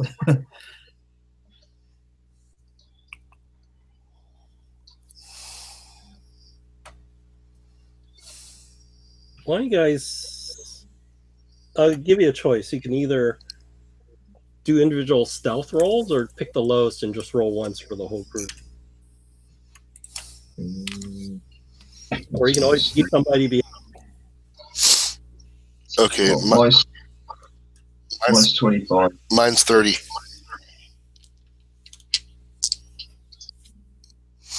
Anyone else? Mine's 25. Let's see, I think mine's okay. Stealth. Or you can just send one person to take a look first. Mine's pretty high, 66. All right, you go. Oh, you got one. Yeah, it's on you. So you can send him first. Yep. And I've got the perk that gives me an advantage. Oh yeah, roll your advantage die. So it's 47, and then my advantage die is a 27. Oh, that's really good. So 27 you see him like slowly walk down, and you don't even hear his shoe leather creak at all. He's going down the alleyway, and somehow he's also like he's an archaeologist. It's so bizarre. So somehow he can like find the right shadows as he's walking down the alleyway where there's like trash cans and dumpsters and discarded crates. You need to be able to, avoid alerting the natives while you plunder their riches. Oh yeah, yeah. When you try to swap the golden idol head with a Yes, bad man. exactly. And you find yourself at the back of the warehouse, and there's the Egyptians guys, and they've parked the truck there, and they're talking to each other, and they're pointing down the alleyway that you're coming down, but they don't see you. And you see, let me roll some dice. You see 3 of them, like they're picking up like improvised weapons, like pieces of wood and stuff, and pipe and stuff, and they're heading down the alleyway towards where your car is, right? So they're heading towards you, but they don't seem to have noticed you. With pipe and stuff? Yeah. What else is down that way? Oh, so you see it's the back of a warehouse. Oh, where's the name? God damn it! So you see the name. Oh, tell you. So it's a company. Like they're holding them like weapons? Yeah, the company name you see is called Ho Fang Import. It's called what, sir? Ho Fang. Ho Fong. HOFONG. And so how many of these guys are there? There's more of them, but 3 of them are coming down the alleyway. Like, are we seeing a gang war? I mean, does it look like this is like impending violence? It looks like impending violence, but they're heading towards where you're coming from. But there was some argument with each other, and then 3 of them picked up weapons and headed your way. I mean, do I feel like I'm pretty well hidden? They don't look like they noticed you. Okay, I'm going to stay hidden. Why would I want to jump in the middle of something? Hey guys, stop! This is not a time for violence. So, Talk this out. So 2 of you guys, you're in the car with a cabbie, right, waiting for Nate to come back, and you see 3 Egyptian guys with like pipes and like pieces of wood, like parts of a pallet or something, and they're coming down the alleyway towards your car.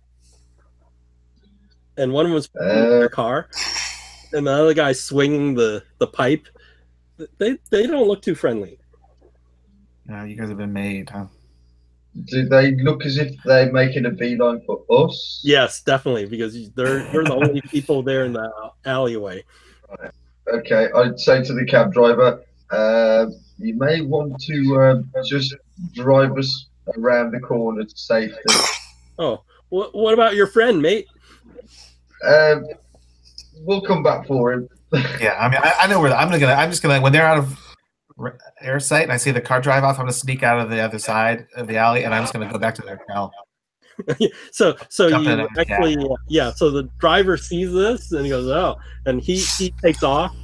And Nate, in the alleyway, you hear the car drive off, right? Yeah, I'm out of you there. hear some squealing wheels and the car just.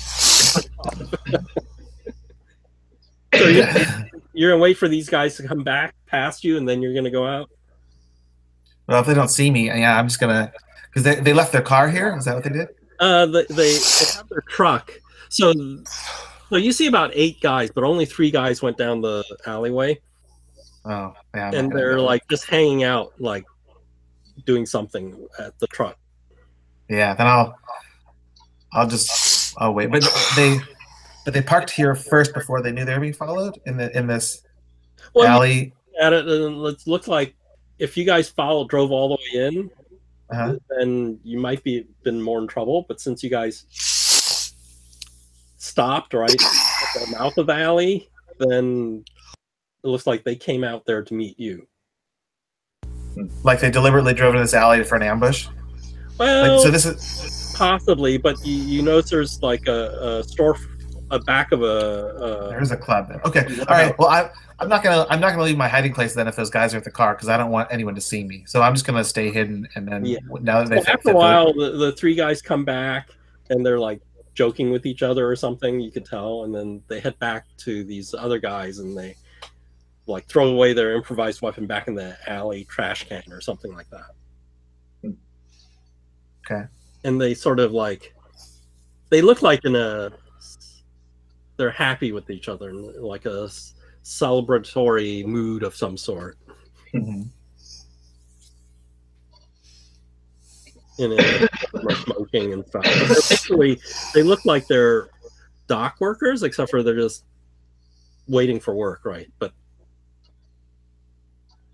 Okay. So what do? Do they hang out with their truck, or do they go inside? some of them go inside and hang out. So they do go inside that. Not all of Scummy them. bar. Some of them do, yeah. So some of them Okay. actually go into this the Ho Fong warehouse. All right. Okay. Well, when I get a chance, when it's clear, I'll sneak out of there. Okay, yeah, no problem.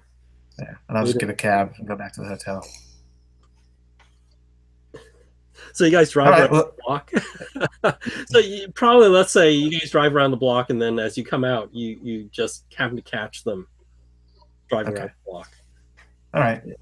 Well, at least we know that they really were from this location. But like you said, this doesn't seem to be on the up and up, right? Because these guys are shady. This is a front. They're not a delivery company. So And you said they were from a Ho Fong warehouse. Now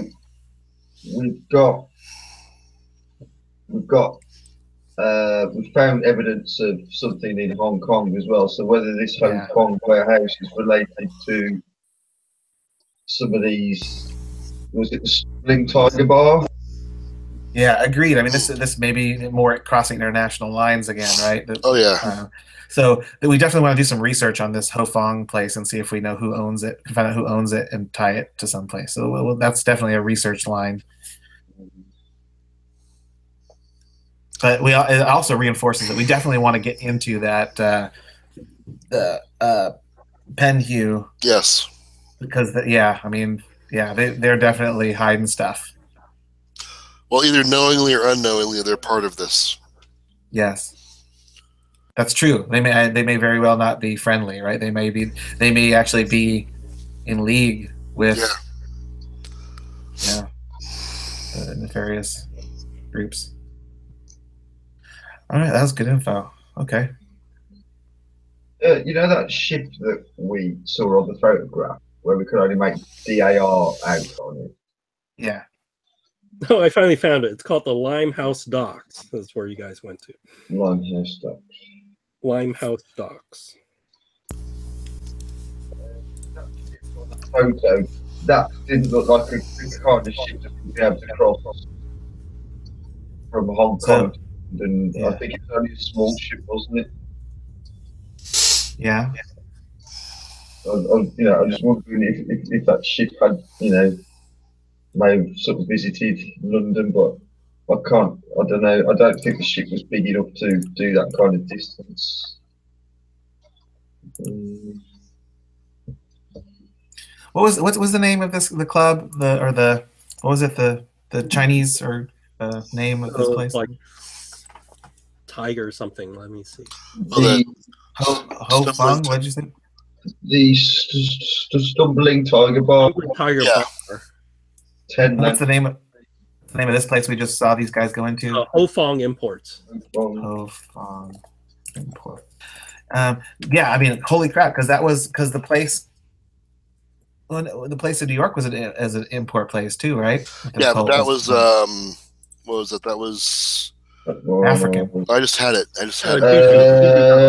Emerson Imports. Well, Emerson Imports was one, but the other place was the place in Harlem. I'm blanking on the name now. Yeah, with Juju House. Oh, right. But yeah, Emerson Imports was the importing company, and they were shipping stuff to the Juju House, right? Yeah.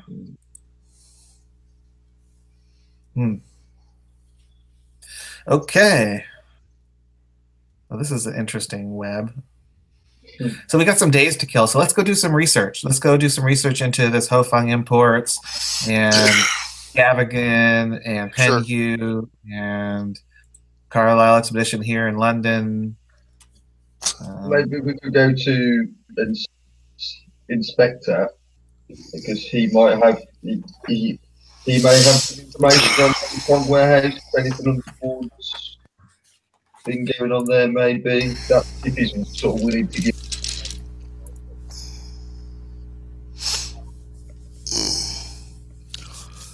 how to approach him, though.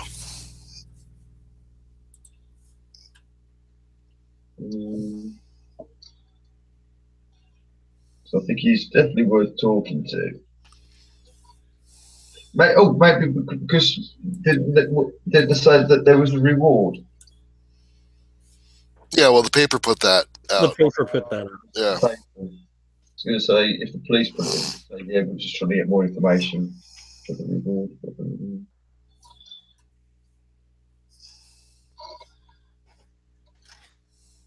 But you know, even if there is a reward or not a reward, you would think if the police are on the up and up and you say you have information, they would talk to you, right? Mm.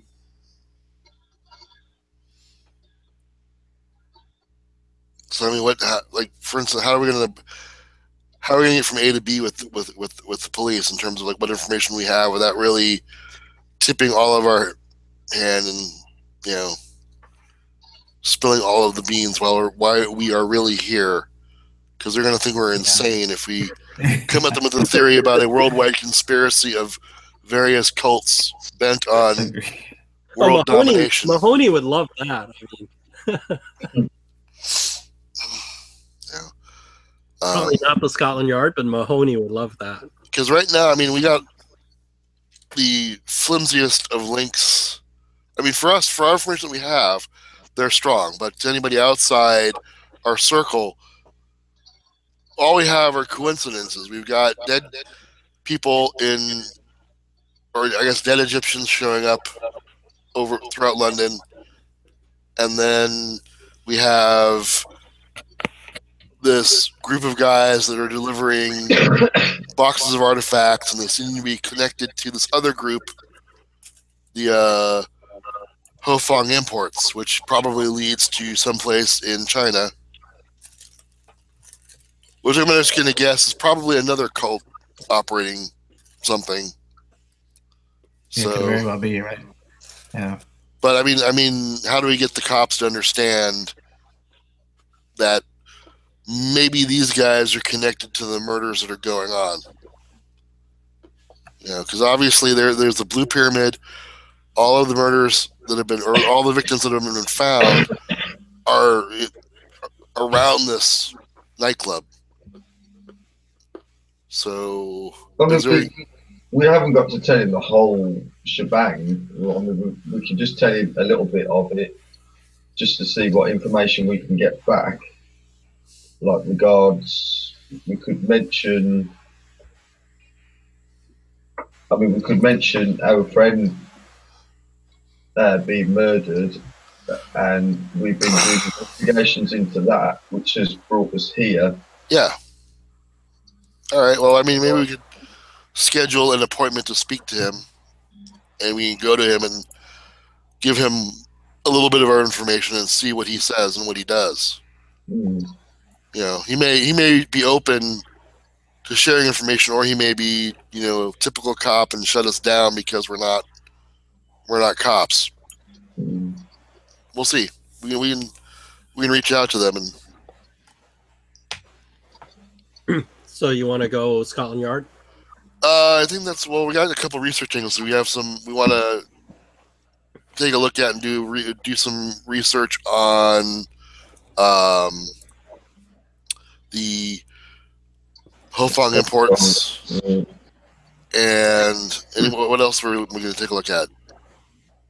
Yeah, by now it's about 3:30. So if you go to the library, there's only like an hour left before they close. All right. And so it's probably, the regular office hours for the police station is probably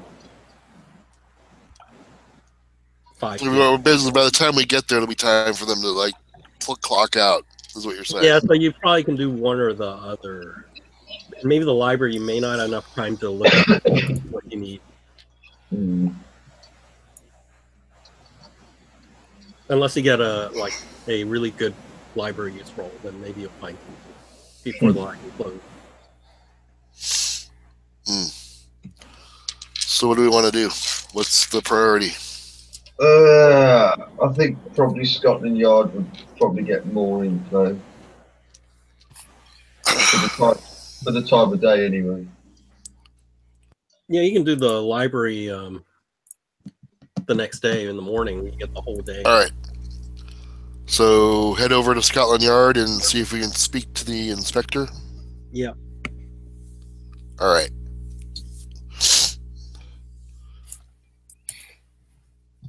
So we have to flag down another taxi, or did you stay? You still have your taxi. All right, If you okay. pay him. Mhm. And maybe he'll be less interested in going down dark alleys, but Yeah, you know, we'll pay him well. yeah, since you're not driving and they have a really good mental map of the city, then he probably not safe. And you like probably if you follow these guys yourselves, you might have driven in too deep, and then they would have ambushed you guys. Mm.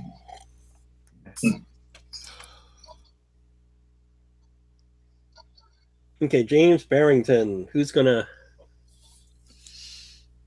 talk to him?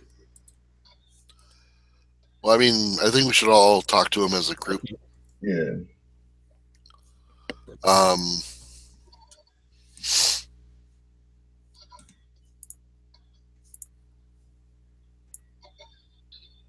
I take it we'd have to obviously go to the sort of main desk and ask for him. Let the desk person know that it's in regards to a possible connection between the murders that are going on in London and other activity elsewhere that may be beneficial to bring to light. Okay. So the desk sergeant goes, murders? The ones that have been reported by the scoop? The Egyptian murders. Yes. Let me send a note back. So they send a note, and then this person comes out, and you notice that he actually has his coat on and everything, as if he was about to leave for the day. Oh, great. But he sees you guys and talks to the desk sergeant and asks you guys to go with him to a separate room, right? He goes, "Hi, I'm Inspector Barrington. I heard you have news about the Egyptian murders." Well, not per se, but there may be something that might help you understand what might be going on. And I introduce myself. I shake his hand and say, I'm Timmy Bone. I'm a private investigator from the States. My compatriots and I have been sent here by individuals that are concerned about goings on. There was a murder in New York City. A friend of ours was the victim, and there seemed to have been a connection, a ceremonial connection. There was a group of individuals that were operating in New York City that were part of a ring of smugglers that were dealing in antiques and antiquities. And it sort of dovetailed into research our friend was doing on various cults in various areas of the world that are sort of not well traveled. And I reach into my pocket and I pull out a couple of the diagrams we have of the different the bat and the other cult symbol, and say, "This was carved in our friend's head." He goes, "No." Various clues. Taking notes as you're telling him all this stuff. Various clues on our case seem to indicate a connection to the Penhew Foundation here in London. And we arrived in London and discovered that it seems to be there is a rash of murders occurring in your city of a specific group of individuals. This may be connected. And what is raising one of the red flags for me is that the operatives that were working out of New York were in a speakeasy and using that as their headquarters. And we spoke to the owner operator of the Scoop, and he said that there is a nightclub called the Blue Pyramid, which seems to be central to where you're finding bodies. So he thinks for a moment, then he goes, where do you? Why did you go to this Penhew Foundation? I turn to my two compatriots and they go, "Guys, help me out here." Because of the whole Egyptian kind of lead that's going on at the moment, we came across a business card with the Penhew Foundation, from the Penhew Foundation on. We found that on our friend, did we? We found that on Jackson Lodge, did we? Yeah, it was the guy that was behind that foundation was on the expedition, the Carlisle expedition, the one that disappeared. So when you say Jackson, you notice he reacted. He goes, "So you're friends of this Elias Jackson, Jackson Elias?" Yes. I see. You know, he came to me. He said that these Egyptian murders were killings by something called the Brotherhood of the Black Pharaoh, some sort of Egyptian death cult. And he did tell me about the Penhew Foundation, and we interviewed them. They denied that this cult has any modern day equivalent, and that, or that they had any sort of murder initiation cult ritual or anything like that. And this Sir Gavigan sort of heavily implied that Elias was some sort of sensation-seeking profiteer, writing some sort of book, he said.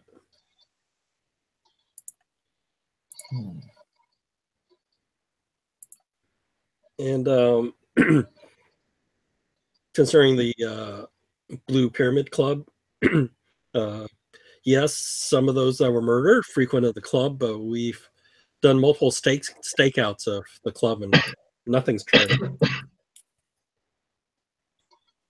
Right. So you've actually spoken to Jackson Elias yourself. Wow.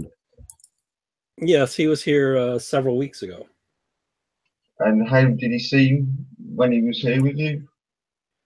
He was talking about this brotherhood and cults and things like that, and of course with all these murders, we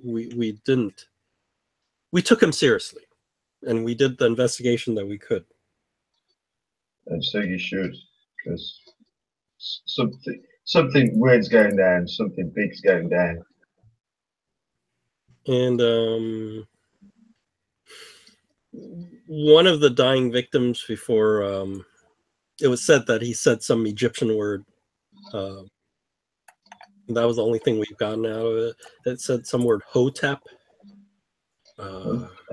We asked, of course, Gavigan about this, and he said it's an Egyptian word meaning rest or peace.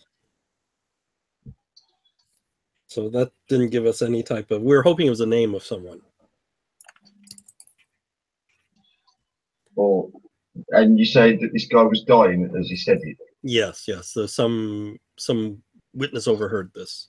Maybe that's why he actually said it. If he was dying, you never know. Rest, peace. So those are the leads we have. I am serious about solving this case, since my predecessor disappeared. Let's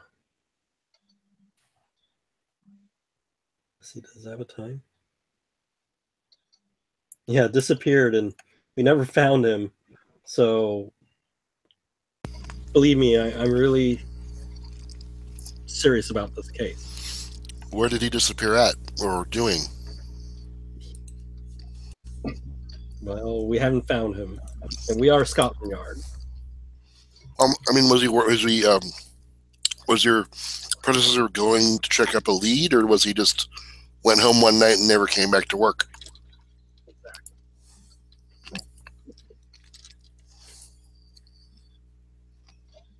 We're not sure, but I believe it has something to do with this case. Jackson last seen concerned at all? Did he feel like his life was in danger? Did he mention that to you at all? Or He was concerned. He didn't seem. Okay. He didn't seem frantic. He was concerned that there was a cult, but so far I've found no evidence. We even interviewed a spice dealer named Twufik Al Sayed. I just spelled that. TEWFIK space AL-SAYED. I'll just put spice Gosh. dealer. He supposedly was one of the Egyptian guides for the Penhew Foundation. Oh. I take it he's got a shop. That's all. And he denied that this Brotherhood of the Black Pharaoh still exists. We tailed him for a while and found nothing out. And did you say that the spice shop or?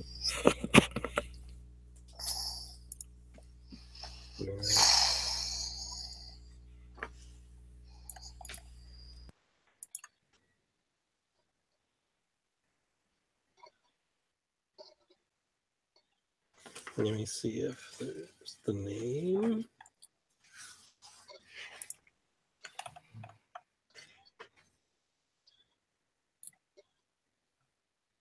No, it's called TEWFIK Spices. TEW. It's his name, Spices. Twufik Spices. Spices. Do you know whereabouts that is? Yeah, it's near the Blue Pyramid. Right. That's a bit suspicious, don't you think? Yeah, was definitely something we need to check out. I mean, someone who had something to do with the expedition, and yeah. Yep.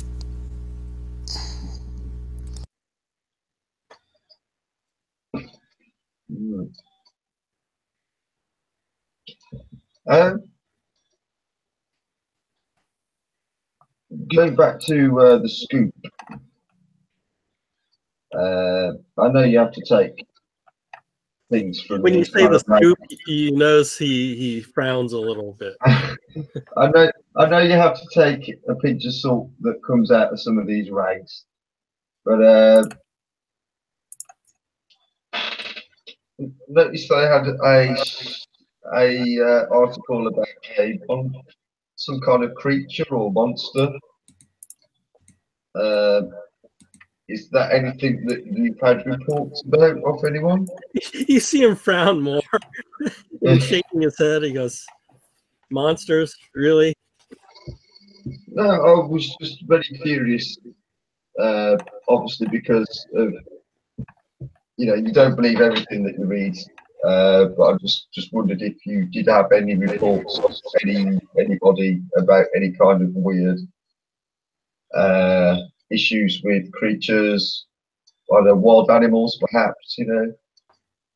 Yeah, he just shakes his head, and now you notice he seems less interested. Before he was more attentive. Now you bring up these weird things, and he seems less. He's more distant now, and then he checks his pocket watch.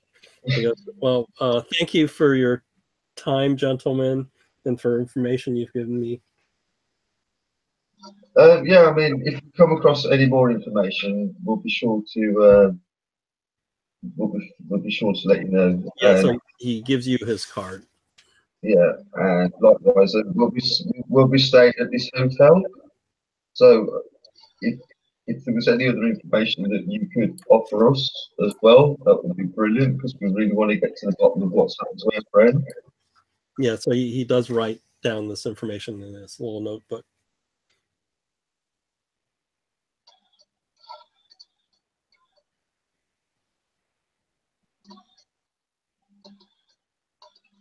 I'm quickly go and use the bathroom.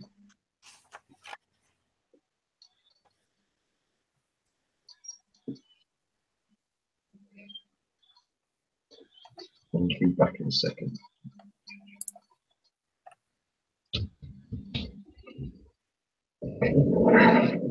So where are you guys going to go after this? So it'll be in the evening. It'll be like, Well, I think our characters would go find dinner and then rendezvous back at the Penhue Foundation. Is that where we're going?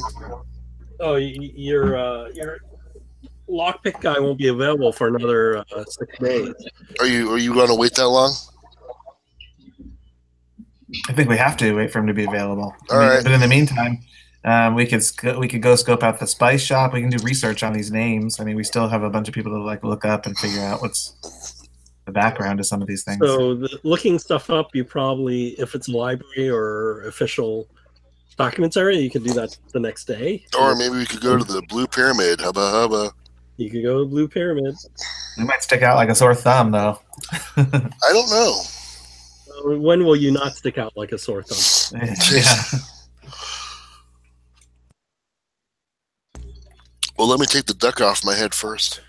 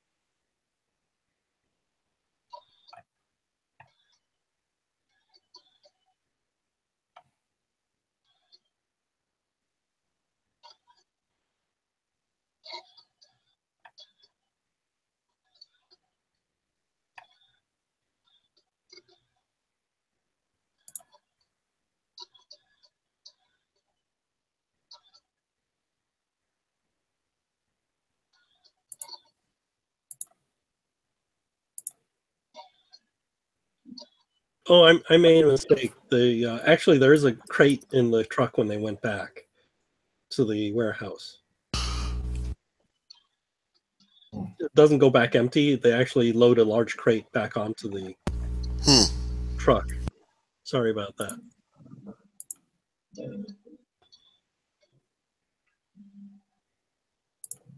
And so they unload that at the warehouse.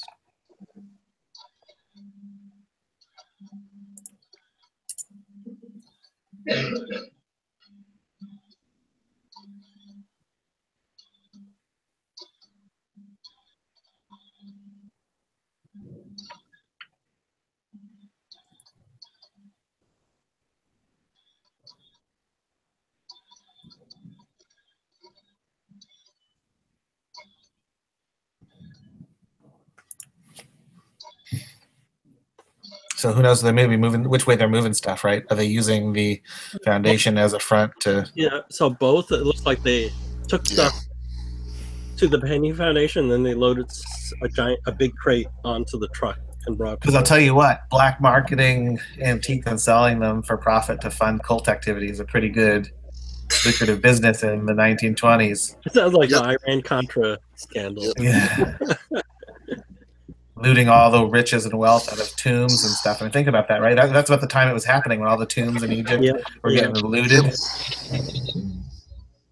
I'm back. So what you missed was I made a mistake. There actually was a big crate in the truck going back from the Penhue Foundation to the warehouse. Right.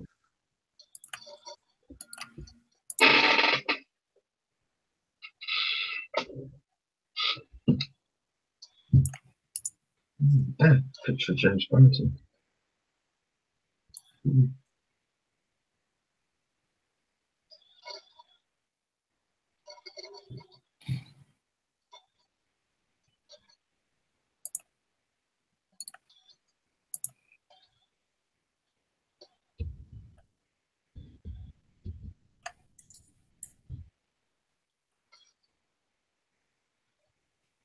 So where are we now? Sorry. It's probably in the evening by now. Yeah, we were trying to plan our next move, whether we want to go to the Blue Pyramid or go research if we can. That'll probably be a next day thing. It's going to be another 6 days before the breaking and entering specialist is out of jail. So if you want to wait that long, it's your choice, right? You wait for him to get out of jail to get caught again. And... yeah. Blue Pyramid could be worth a look, I suppose, on the evening. Get dolled up and take in some culture. Sure, I'm down for that. All right, I mean, scope it out. Why not? I mean, what we want to avoid, though, right, is right now we have the advantage of anonymity, and the goons have already saw us following them, which they may report up to somebody. Hey, a car tried to follow us. We don't want to leave too many dots that connect that we're the ones snooping around, because we've already made an appearance at the import place. I gave him my business card. I mean, my cover story seemed pretty believable, but if anyone connects that we're all together in this, then they're going to start trying to kill us, right? Because we're going to the police, we're investigating. So I don't know if we want just going into their den and looking at a place is a good idea. I mean, we know that's where those thugs are, right? So. Yep. Well, I've got a disguise skill of 15%, so I might try and put on a disguise. Yeah, don't roll that until you go. Yeah, I mean, 15%. It's like your mustache is going to be crooked. Yeah, I look great. I mean, I think we should just do research. I mean, do some library rolls on all these places first and see what we can gather. And that won't hurt us. That'll only help us if we're successful. Yeah, library use you'll have to do in the morning, right? The library. Yeah, I mean, I think we just wait. I think that going into the den of the cult den possibly is not the greatest idea. I don't know. I might even if it's just, I don't know, hanging around outside just to see what kind of people turn up and and see if that truck if that truck turns up at all. You never know. Yeah, I mean, maybe just one person should go and just observe for a while and not do anything confrontational, rather than all of us, because we're all going to be suspicious in a big group. Oh, we could go in a group, but just spread out. We don't all have to stand in the same area. We could. What kind of road is it on? Is it a road with restaurants or bars where we could sit in? It's more like bars, yeah, bunch of bars. So we could find a bar and just sit in the window and watch. And from across the street. Okay. All right. Yeah, you Okay. Because we want to watch and see, is everyone going in there Egyptian or is there white? Yeah. And, I mean, it's a mix of clubs. They put it in Soho, so it's a mix of clubs. There's probably different types of clubs, like different sort of strip joint type places, right? Try to find a quiet, one of the quieter ones. Quieter ones? I doubt they're quieter ones. Somewhere where we can just sort of get a good view of the Blue Pyramid. And so what's interesting is these clubs, they don't really have windows per se. I mean, if they do, they're covered up, right? So basically there's a doorstep, maybe some heckler or not a heckler, the ones that say, come on in, see beautiful girls, pay your money type of thing. I forgot the show. Right. Barker. Barker, yeah. So they have those guys, and then of course the windows are all covered with either red velvet or something, right? So you can't even see inside. So you figure when you're on the inside, you can't see outside unless somehow you move the drapes a little. And then of course a lot of them are it's a free show, but you have to pay for the drinks, right?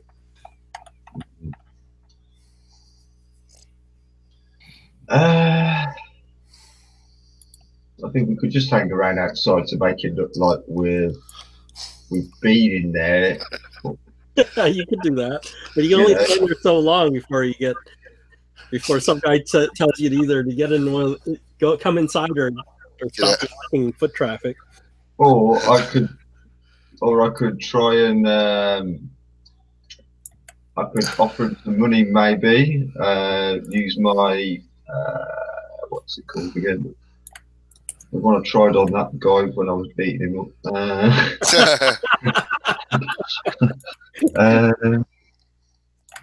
Because my persuade is 60. So we just man up and brave the evil strip club. It's just that we can't see the street from inside though. Without if you go inside, you may be able to. If somebody is near the window, they can move the drape a little bit to look outside, maybe. And just hope we don't get told off to do it there.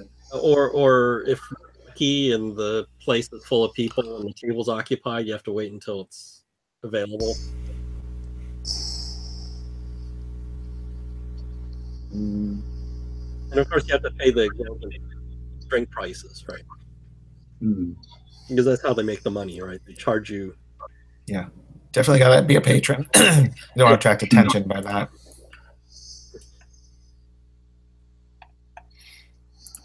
I mean, yeah. Impossible. It just depends on how much money you have to spend.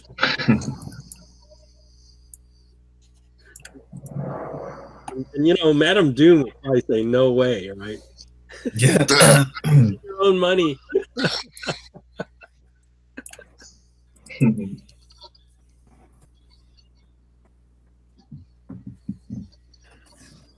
I can just and you go up to Tom's character. Hey, can we have some more money? We need it for the.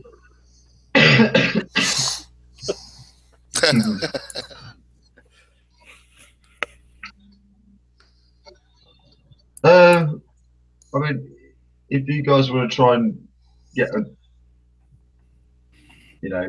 try inside and look through the window, and I can launch her on the street. Just so at least we know, sort of, like one of us is going to have a better look at the street.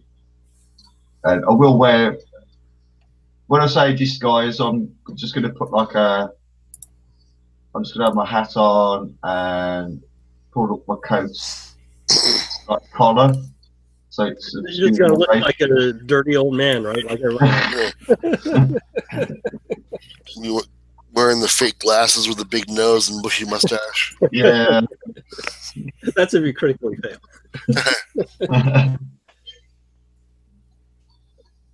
And I might just loiter outside a bit. And for laughs, just roll your disguise because it's the only way it'll go up anyway, right? So, right. Just don't critically fail. 8. You made it. Check it. Nice. Jeez. You guys laughed and he did something and he doesn't look like. Wow, that's a 4. For some odd reason, he doesn't look like him anymore. Good job. That's why you should always roll. Get that. And the chance of it going up is pretty high.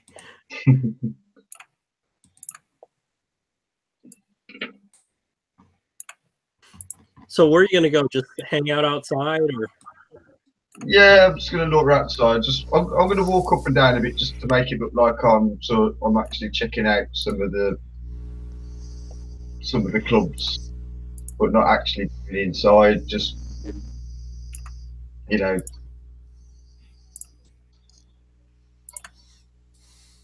maybe start talking to someone.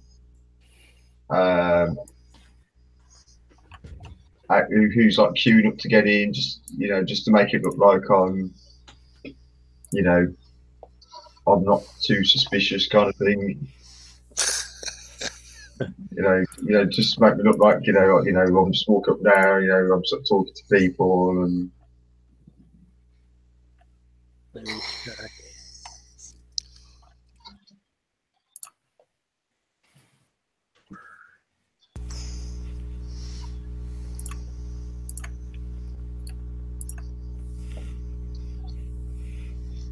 check what day it is. It's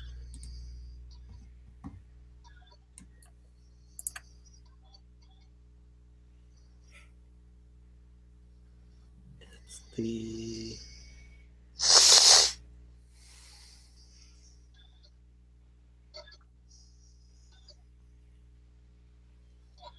this is like 30th, 31st. So this is like Saturday. Okay.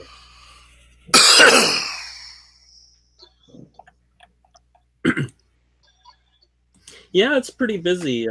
You notice a lot of Egyptians are going to this Blue Pyramid place. Mm.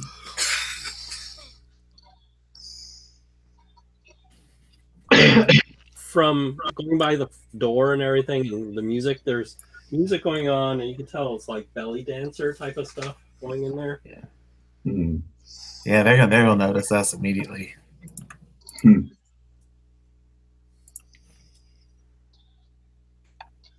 And yeah, the hawker up front is telling you about beautiful belly dancing.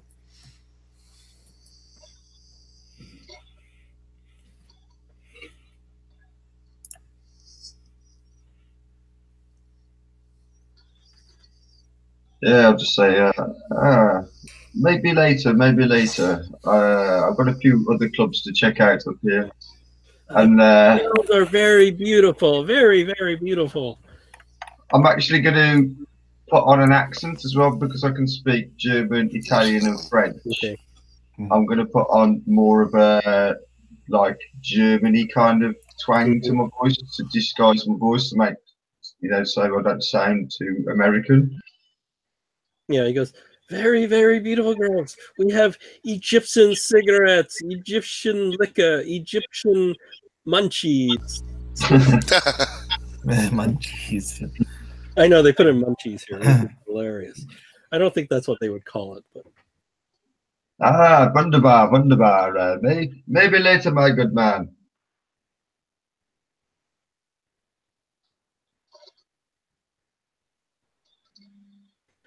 or come in. I let you see for free a little bit, and then if you like, you pay me, huh? Very small door charge. Never split the party.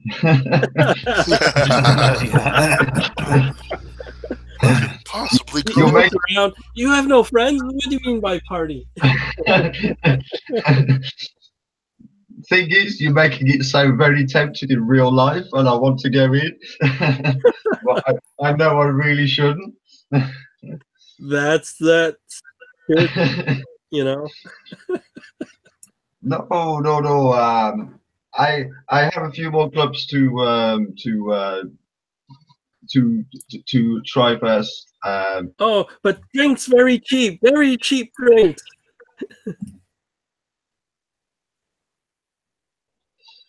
You'll be able to buy more drinks here than other place.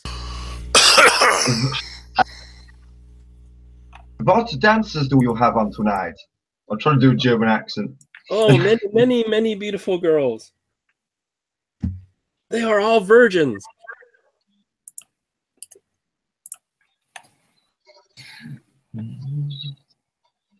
What time does the club close? Oh, 1 a.m. Plenty of time for me to come back. Try. I mean, there's no artwork depicting any of the dancers or any No. pictures, right? So basically, why don't you roll psychology? Right. The psychology is pretty high. So. Oh, 7? Bloody hell. Wow.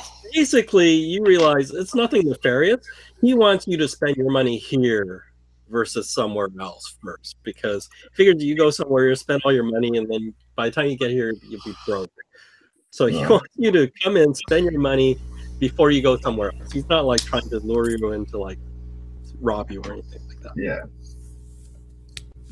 Well, as far as I'm aware, my disguise is pretty damn good. You always think it's damn good. just depends on what other people think it is. I'll put it on an accent as well, so I'm not giving my true kind of identity away. I'm going to go in for 10 minutes top. Yes, good. Okay, do I see him going in? Yeah, you see him going in. I'll wait a couple minutes and I'll follow Okay. because we don't know each other. Wink, wink, nudge, nudge. So he brings you in. There's belly dancers dancing. It's just the smoky club scene, right? And they serve alcohol and Turkish coffee, and there's lots of interesting Middle Eastern sweets and stuff, and peanuts and pistachios and almond date type snack things. They're thickly sweet, but great with coffee. Chilled monkey brains. No, that's the upper class. My favorite. That's an upper class club where you have to spend lots of money. Okay, I'm gonna casually look around and see if I can see if there's like any bouncers or security or anything. Yeah, there's a bouncer, right? Do I recognize him from like the moving crew or anything like that? Or no? I'll go to the bar and order a drink. Okay. Yeah. So yeah, it's expensive. The guy lied. It's not cheap. It's expensive. But you don't know. You're from overseas, and you know maybe it's not that expensive considering it used to be illegal in the U.S. and it's free.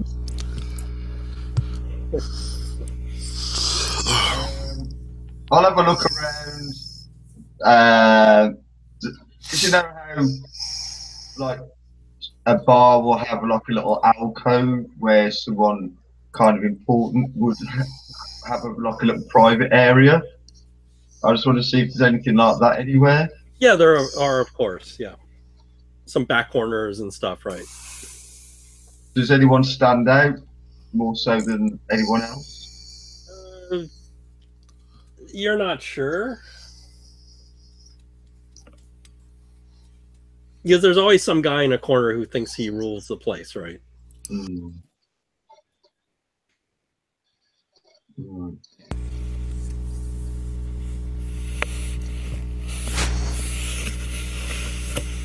So yeah, so basically there's a floor show where belly dancers come out and people throw coins at them. I will throw a few coins, not a lot, but you know. And then they probably do some tricks with the coins too. Yeah, I'm sure. I've seen those places. Is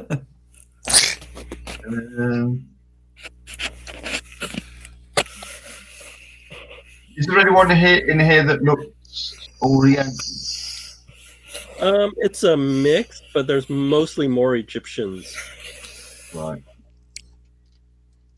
So this seems to be Egyptian-centric, not really a tourist trap. It's sort of slightly both. I mean, Is it kind of like it's good here, right? is it kind of like a lot of sailors, or what's the clientele? There are sailors too, right? Because that's who would come to this place. Yeah. Yeah, I'm just. I mean, is the clientele like sort of ne'er-do-wells, or is it kind of like a mix of classes, or? Yeah, it's a mix of classes, but it's more lower class and Right. sailors that have come to port that want to have a good time, and then there's some locals, which are the Egyptians, right? Okay, all right. But I mean, other than it being Egyptian themed and having Egyptian clientele, there's nothing outwardly untoward or nothing that sets off my weirdar. No. Really? Okay. Is there any attractive Egyptian ladies that look like they're on their own? They seem to be off-duty belly dancers hustling people to buy more drinks. Right. But there's no ladies that are there for a night out. Or the only No, it's not that type of place.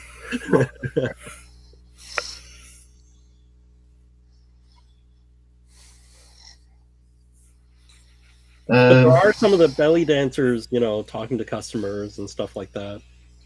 Right. I'll see if I can sort of capture one of the, one of their attention kind of thing, and sort of give them a smile or something. Okay. Yeah, one comes over and goes, "Oh, you you're English." Nine. I'm from Germany. Oh, when you go back to Germany? Oh, in a few weeks' time. I'm over here on business. Oh, a few weeks. I say you're a very pretty lady. Oh, I just very pretty. Oh, extremely pretty, uber pretty. Am I the most pretty girl here? Yeah. I say, have you worked here long? Oh, not that long.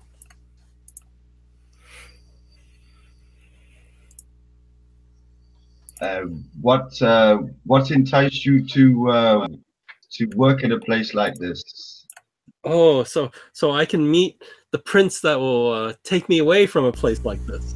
Ah, really now? Well, maybe your prince has come soon. Oh, maybe you should buy me a drink. Can I do a charm roll? Because I've got a really good Sure. charm. I've got 60% charm. Oh, 13. Yeah, you're very charming. That's Check your charm. a hard pass. Yeah, I sort of put my hand in the air to get the bartender's attention, and so what is your poison? Yeah, she says he knows what my regular drink is. He will bring it. Right. It's the typical. Hers is very watered down versus yours.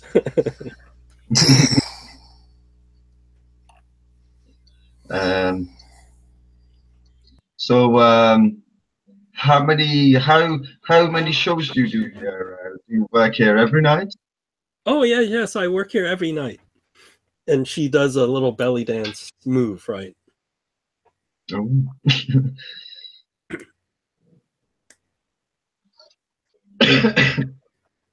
I'm trying to think how I can ask some information without being too blatantly obvious. You could always ask her where she's from and how long she's worked there.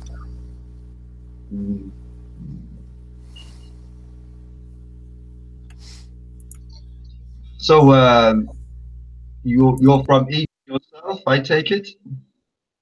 Oh yes.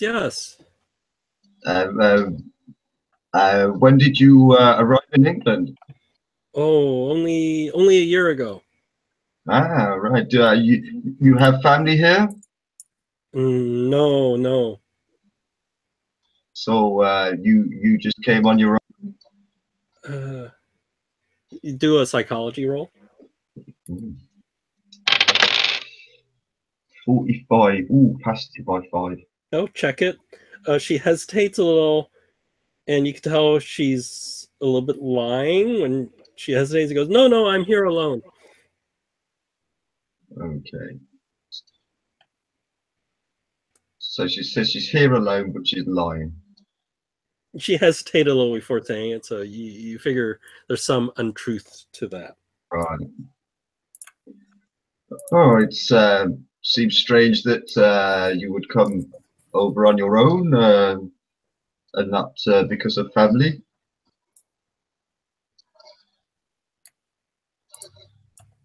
I mean, obviously, I'm on my own, but that's because I'm over here on business. Well, everybody's always looking for someone to make their life better.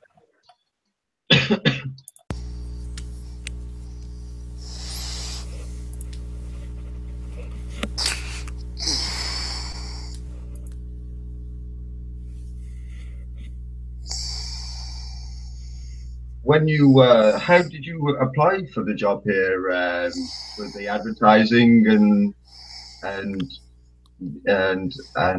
you know, that's what brought you over, or did you move over here and then just find you know, sort of look for work when you got here? She tells you, I wasn't a dancer before. They said they needed what they call flower girls to sell flowers in England, so I could send money back home. Oh, so you weren't a trained dancer? Well, they taught me after I came here. Well, I was going to say, you know, your dancing was very impeccable, and you know, I smile at her. You know, just to keep the charm going, and you know, because you know, I don't want to lose her by asking her all these questions, kind of thing.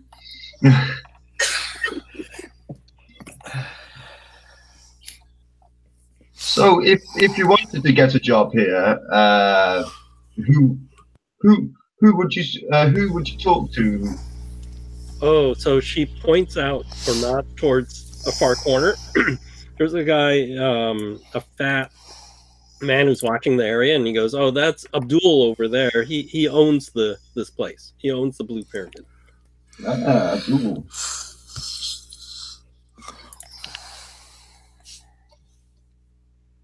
And what's he like to work for? Oh, he's okay. It's just he would not hire you. No, I'm just being polite, and you know, it's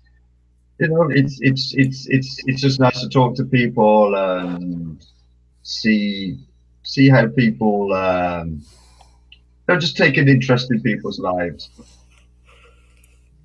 She then says, "You seem so trustworthy. I feel so bad I lied to you. I am single. I had a boyfriend, but he's dead now." Really? Yeah. What? So I am single.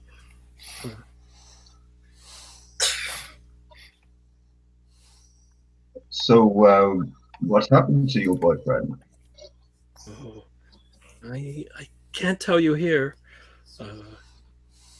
Well, I don't wish to sound a bit forward, but I could take you back to my hotel room. So she leans in close and whispers in your ear, "Yeah, hand me some money and leave, and I will come out later. But make sure they see you." But make sure what? Sorry. Make sure they see you hand the money. Oh, okay. So and leave, and I will follow you. Right. Okay. I take out my wallet, and yeah, obviously, blatantly, sort of count out some notes, and I don't know whether to do this crudely or what, because of to make it look more convincing. You hesitate, and he snatches the money out of your hand. Because I didn't know how realistic to do this to make it look like, yeah, you know. But, yeah. Right. And I sort of lean into and go, I'll be waiting outside, my love. And I sort of, yeah, I walk out. Okay. So what does the rest of you guys do? or Dave, you're watching this, right? Jeez. You know, I try to wave him down. Wave him over. I think Nate's gonna ignore you on the way out. Right? So I'm trying to give him a covert signal if we've arranged one. Come, let's go. Cut and run. So I see him leave. Yeah, you saw the transaction too because it was pretty obvious. So he handed over a lot of money, Yeah, or some money, and he and walked then he off. walked out. Okay, I wait 5 minutes and then I get up and leave too. Okay. And so before the 5 minutes, I'll give the doorman a bit of a tip as well as I walk out. yeah, he so before the 5 minutes are up, you notice the belly dancing girl sort of heads back somewhere, grab some sort of like coat, and then heads out the front door also. All right, I'm gonna follow the belly dancing girl. Yeah, so she meets up with Matt's character. Okay, I let them have their privacy. I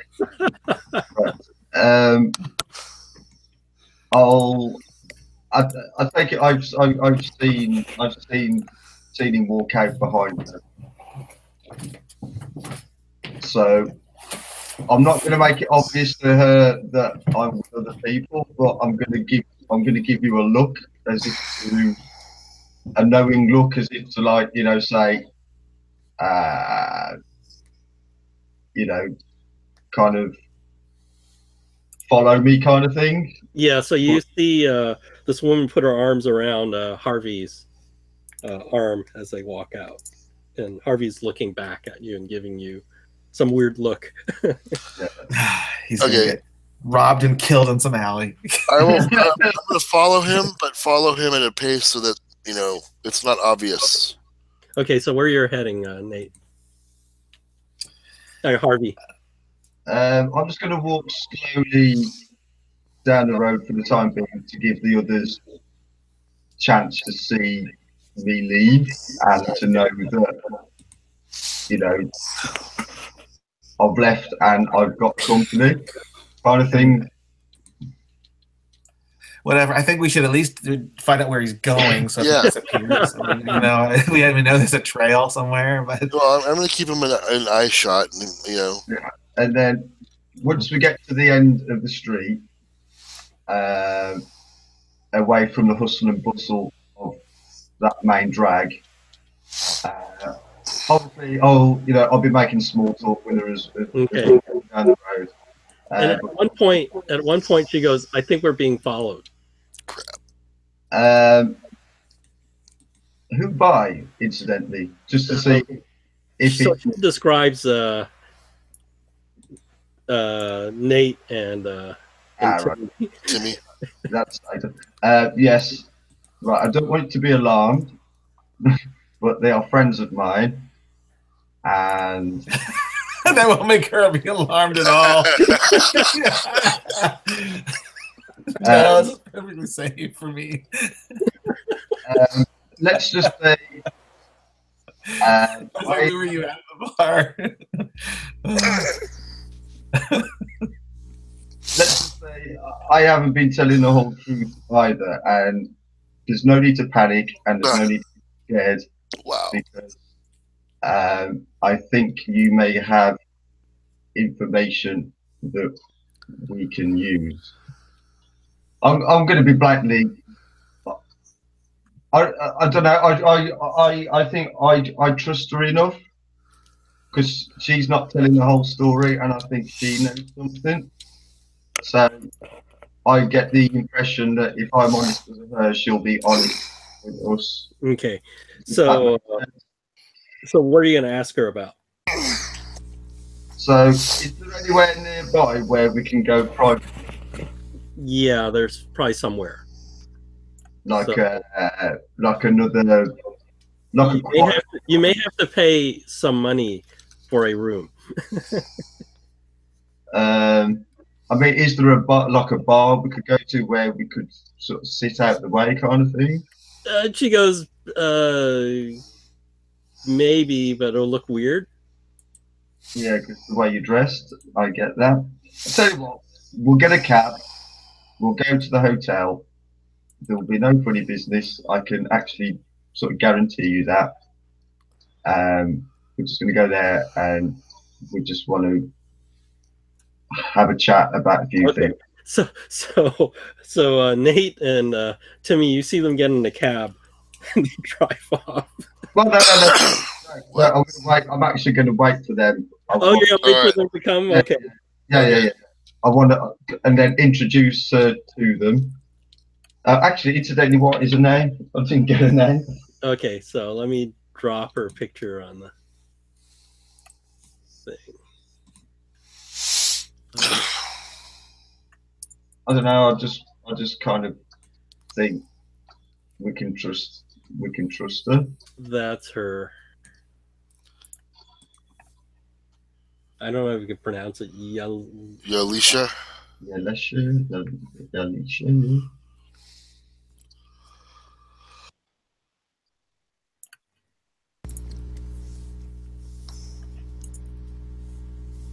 So she says she'll talk to you in the hotel lobby because now that you drive away in a taxi, you're out of that area, right? Yeah. Right. So yeah, I introduced to Nate and I forgot your name again. Oh, Timmy. Timmy, that's it. And I explained the story she's told me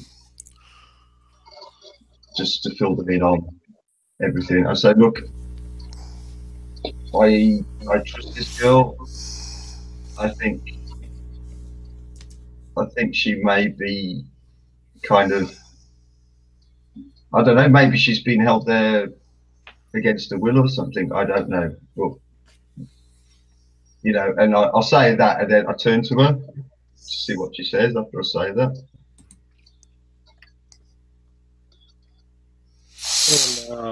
And she goes, well, I came here with my boyfriend, but he's now dead.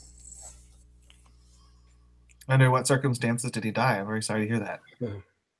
I don't know much, but once a month, an old truck comes around midnight at the back of the club, and about 24 customers climb in, and led by the spice merchant, this Tawik Al Sayed. They go somewhere out of London. I don't know where they go, and they don't come back. I mean, are the people getting in the car voluntarily, or are they being forced in the car?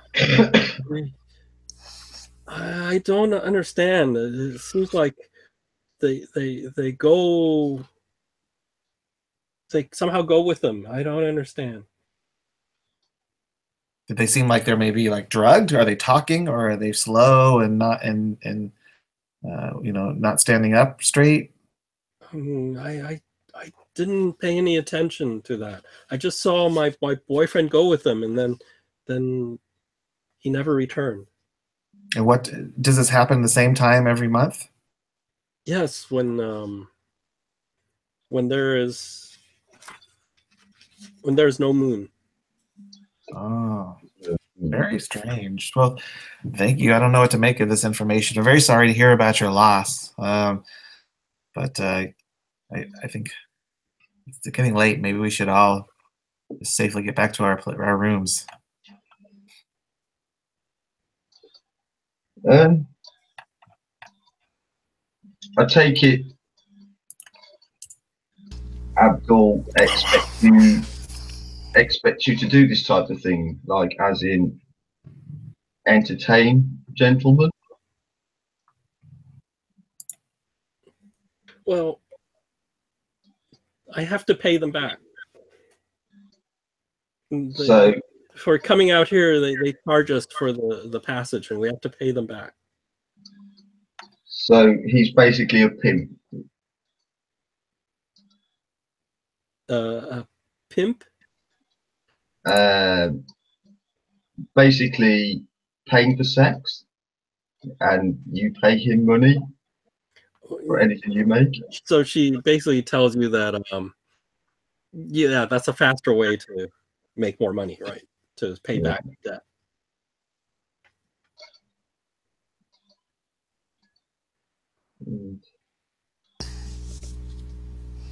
Have you seen any other than the truck turning up? Have there been any other strange goings on in the club? No. So the truck comes at the dark of the moon, and it's always the same number of guys that go into the truck. Well, up to 24. So, but this is what she's heard, and she's maybe only seen it once or twice. Hmm. But she knows the one time her boyfriend went, he never came back, which doesn't make any sense to her. And this is when the club is closed, or at Yeah, closing? yeah. After about midnight, the club closes at 1, so there's like an hour before the club closes. And these are patrons that are at the club that go in the truck. Yeah.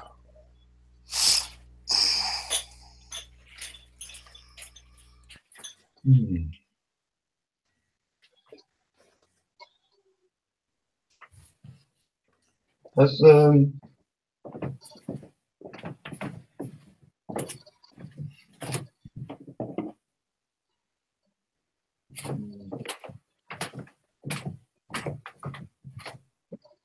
you know if Abdul's had anything to do with the PenHue Foundation at all?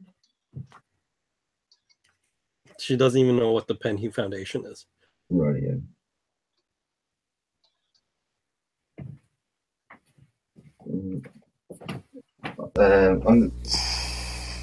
On the just expansion as well, you know, obviously keep this to yourself. Don't tell Abdul or anyone about this meeting. We're going to see what we can find out about your boyfriend as well, to see if we can get some kind of justice on that. Wait, what was her boyfriend's name? Yeah, she gives you a name, and it probably matches one of the dead bodies they found. Right. So yeah, please don't. Yeah. She says she won't tell him, and she tells you she will, keep the money you gave her as like proof that she did her job today. Oh yeah. In fact, I'll actually give her, a bit extra, because I do feel sorry for her genuinely. So, out of curiosity, when is the next Dark of the Moon? If you want. That's easy to research. Find out exactly when. You can look it up on the web, or I'll give you the calendar. I'll give you the calendar should have that information, but you missed it on the 24th. Okay. The next one is the 22nd of the month, so it's a while. It's a while. All right. I gotta step away for a second. I'll be right back. Let me put. There's a calendar. Okay. All right. I'll be right back. Okay, dude. So if you look, there's a calendar, and we are right now, I think, on the 1st of February. We're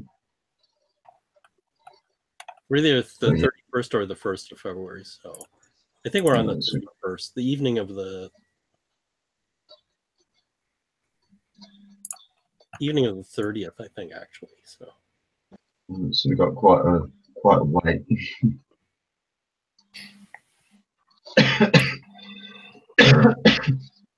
Yeah, we're the evening of the 30th right now of January.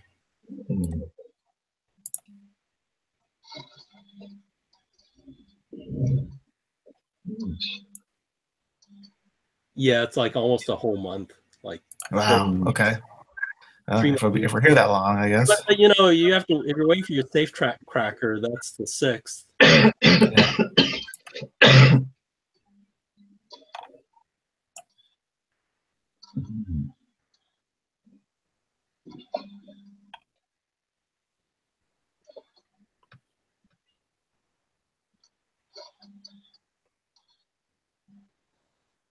I can't think of anything else to ask her.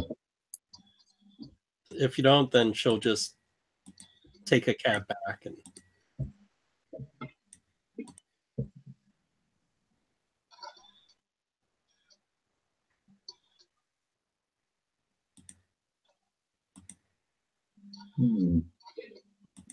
She mentioned the Spice Guy, didn't she, as well? The Spice Guy, yeah, the same Spice Guy. That. So she said he was the one that he seems to be in charge of the truck. Like he motions people onto the truck. Might be worth going to his shop maybe as well and just stay, you know. So when you ask if anything's strange, she seems like the people are acting normally, and like the guy waves them onto the truck and they climb on, right? So if they're going willingly, that we understand. Whether they're drunk, she wasn't sure, was she?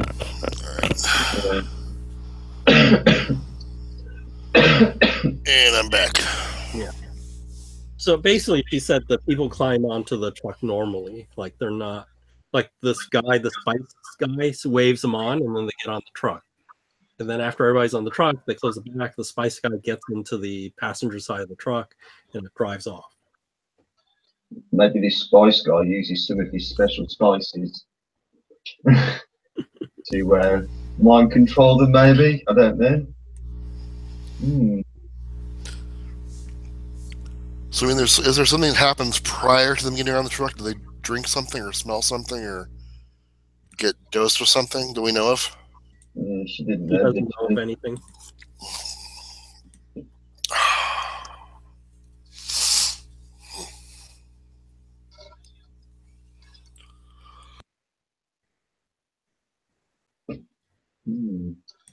So it's a long wait until the next no moon. Well, I did say the safecracker will be around in the February 6th, right? So. Yeah.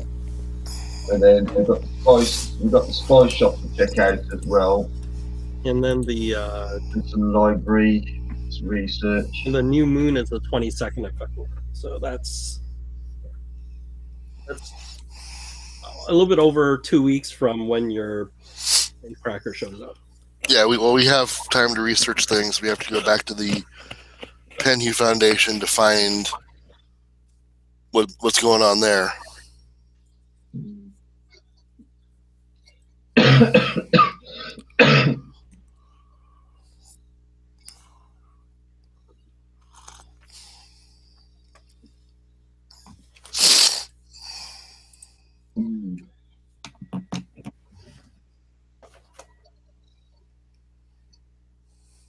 So the Spice Guy seems more in charge, even though Abdul, the owner, runs the club.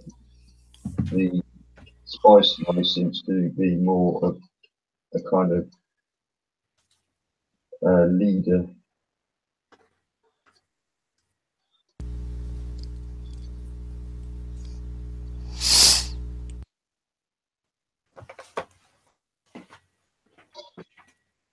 Yeah, I guess we'll get a night's sleep, I suppose, and Yep, sounds like the plan.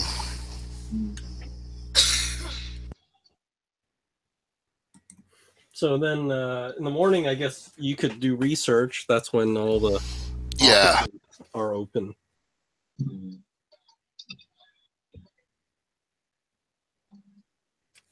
would our hit points be back on full health from the cruise?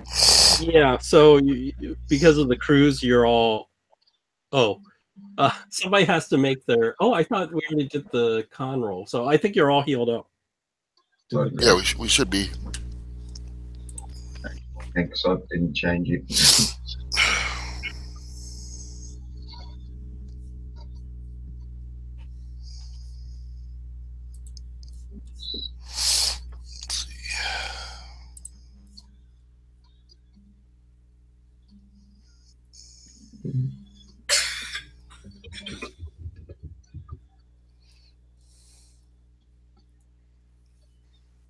Yeah, so I want to research the Hofong imports Okay. and and then if that does, go as far as that'll go, and then also see if there's anything mention of the Brotherhood of the Black Pharaoh in anything. Okay. So why don't you roll library use for the Hofong import?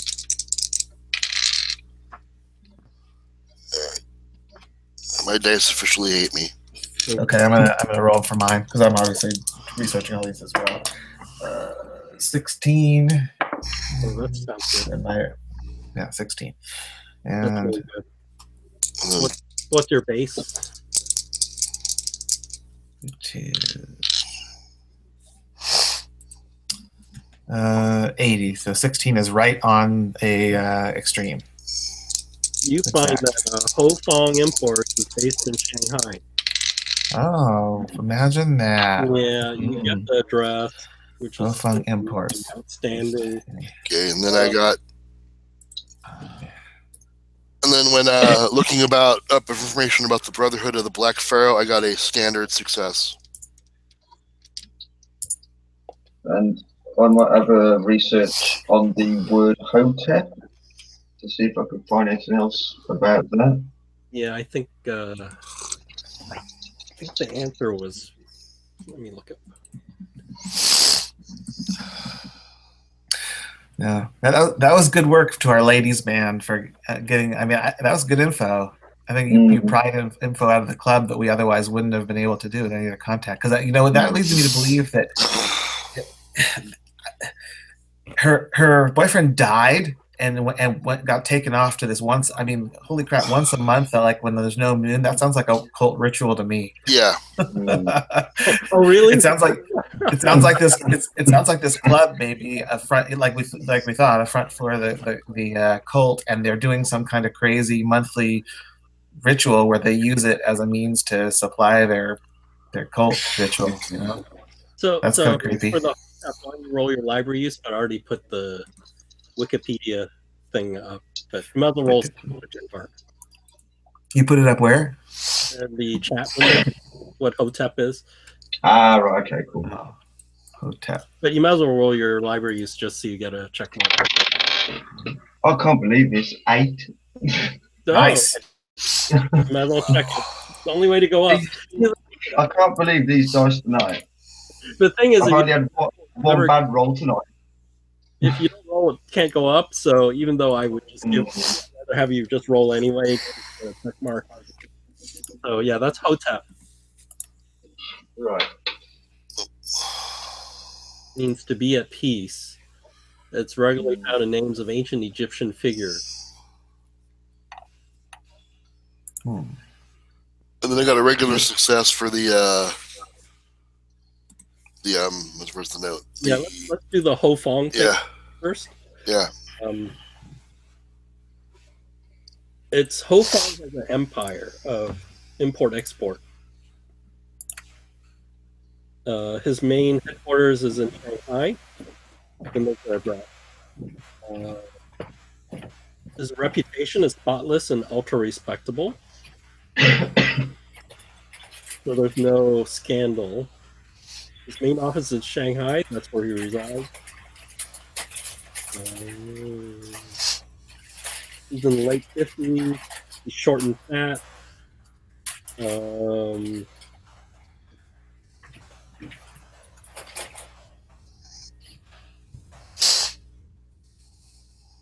Yeah, let's see anything else. Where did you put the Hotep bit? Was that in window in the Google Hangout chat window? Oh yeah, cool. Yeah, but he has warehouses and distribution points all over the world.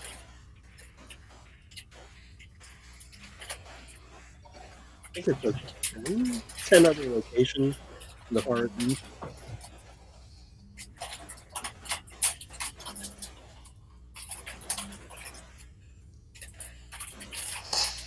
He has a yacht. There's a mansion somewhere. Did we get the name of the yacht? Let's see.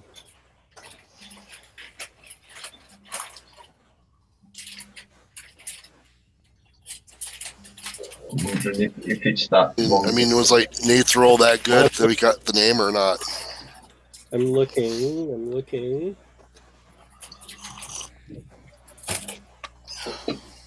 If it starts Oh, with it's called luxuriant goddess. So it's not Luxuriant Goddess? yeah, luxuriant goddess. So it's not that VAR. Well, I'm wondering what that is in Cantonese or Mandarin. Oh, but then they would just put the Chinese word on there. They wouldn't. Yeah. Okay, so that's what it translates to from the Chinese. Yeah, and then they probably have both the Chinese and the English painted on them. Because it's a British registry vessel. Okay. So it has the English name on it. I mean, I'm trying to squint at that photo. It looks like it could say dark on the photo. Yeah, he's calling it. Yeah, that's a little on the nose, right? He's calling it Dark Cult 3.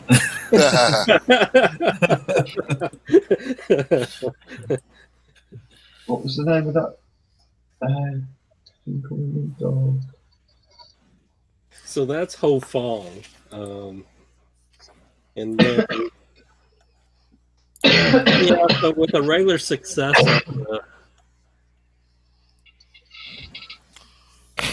on the call, the only thing, there's not much information. The only thing you can get is, let me get you their symbol. They have a symbol, huh? Of course. Of course. All these symbols are going to have meaning at some point. That's their, that's their Okay. symbol. That's like Oh, a weird They're hang- like a puzzle or something. Okay.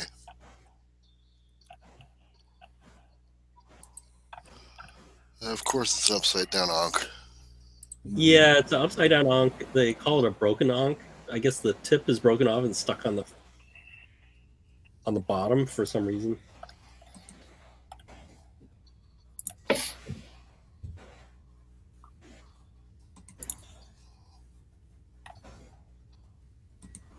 I guess I can stick it on the list of. Need to ask our new friend, the belly dancer, whether she's seen this or not.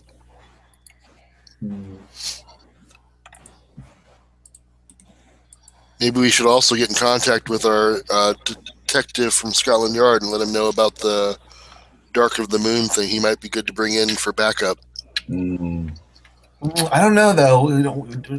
Not yet, because we don't want the police ruining our chances of figuring out what's going on, right? Because they make a Yeah. mess of things. But we might need their muscle at some point. Yeah, but let's wait and figure that out later. Because we can get the police involved. They're gonna heavy-handedly They'll take tip over. off, Yeah. and they'll tip off the cult, right? They'll just come in with their investigation, and the whole cult will be able to disappear and know that they're being looked into. Maybe what we could do is wait until the night and go there first, and then say 20 minutes before 12 o'clock or 15 minutes before 12 o'clock, give a call, put a call in, so they'll turn up as we, just in case, heaven forbid, something may go down. Well, I mean, They may turn up just at the right time, kind of thing.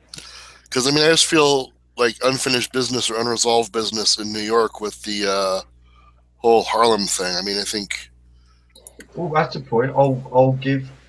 those guys are still in operation. We didn't shut them down. We just sort of delayed them. Yeah, Yeah. exactly. And I'll- they're certainly going to communicate to their other, Yeah. people that they've had problems. Yeah, So. I think we sort of screwed up in that one. But I mean, I'll give Vale a ring to see if she's managed to find any information out, because she was going to get one of her friends to go in and infiltrate it to see if they could find anything. So I could put a long distance call in. okay, that's gonna be expensive. Madam Doom's not gonna be happy with the bill.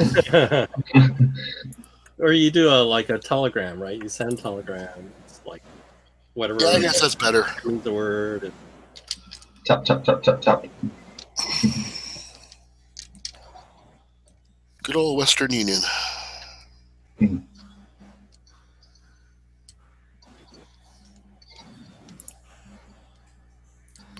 okay.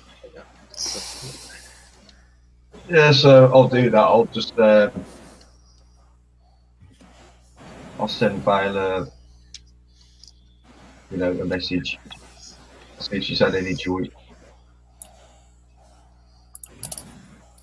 So when you look up Brotherhood of the Black Pharaoh, you find that's their symbol.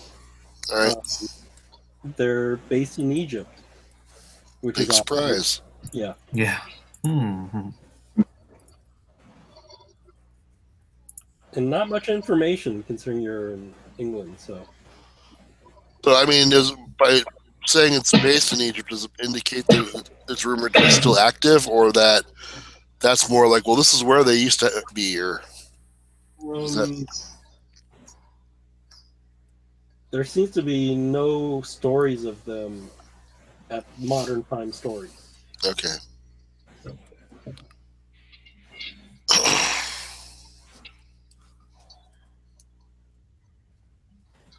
Basically, the stories are they've died out a long time ago.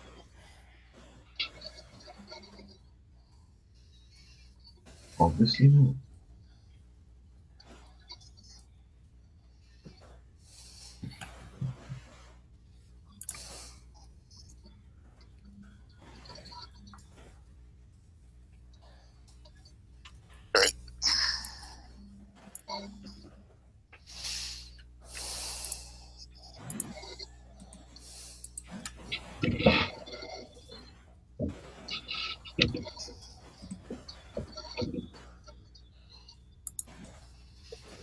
Yeah, so I'll put a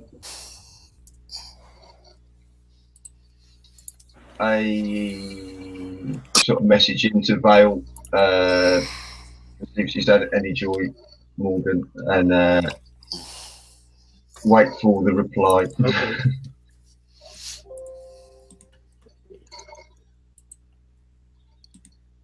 Because I can't, it's not going to be like a instant reply back then, is it? Yeah. It's going to be, Yeah, it's going to take a while to go back and forth. Telegraph, right? Well, Yeah. Be transposed by telegraph, and because it has to go to a public telegraph station, they receive it, and then it's like it has to be typed out, and then some courier has to go deliver it, get a written reply back, and Yeah, but depending on when she gets it and how long it takes for her to get to her side, to a station on her side, it could be a day or two. It's gonna be quicker than mail. It's gonna be, I think minimally it's going to be a day or two. It's got to be. Yeah, a day or two. Yeah. Which for 1920s is pretty darn fast. Yeah, no kidding. That's like newfangled technology. It's Yes. amazing. Yeah. Yeah. So what else are you gonna do? Well, I mean, the only irons in the fire right now that I can think of is we've got the whole thing with the Blue Pyramid, and we know that's something hinky is going to happen on the 22nd. Then we've got the Penhew Foundation, but we have to wait. Wait for the safecracker. We're waiting for the safecracker to get out before he does his mojo. Yeah. Was there something in the paper? One of the articles was something about artwork, some weird artwork. It's an artist. Yeah. That strange monster thing. There's a strange monster thing. Yeah, the strange monster thing. I think it has some sort of location. It's like about Valley of Derwent, 126 miles north of London. So it's out of town. So it's like maybe that's a far away. Yeah, it's not local. But we have days, right? Whereas the artist person is local to Soho. Okay. Now, I noticed on the newspaper thing about the monster, it mentioned the Midlands. Now, that's where I live, in the Midlands. Did they screw up the location? Yeah, because that's where I actually live, in the Midlands. Oh, you want to go check that out right now? So it says you are advised to remain indoors at night. uh,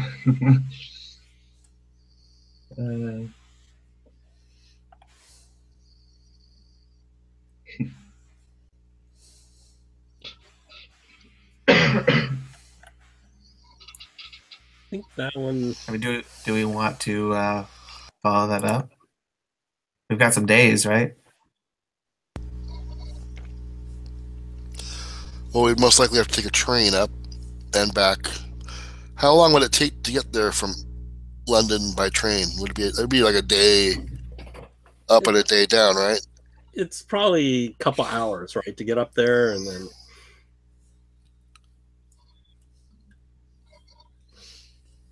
So assume like half day travel to get up there and half travel day to get back.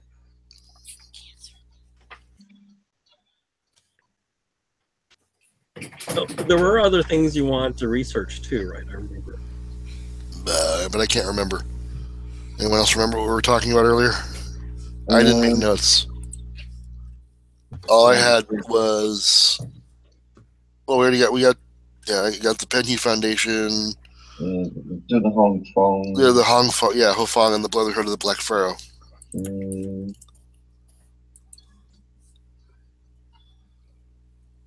Sent a message back. Spoke to Gavigan.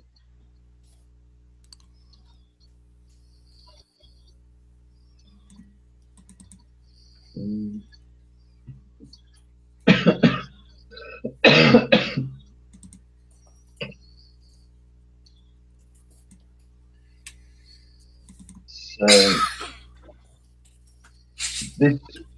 this creature's not local to London, you say then. So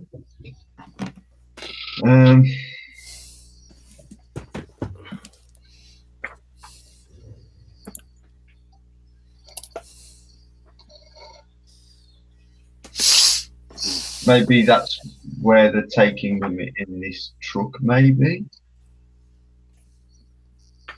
If this monster, you know, if it's like some kind of sacrificial thing.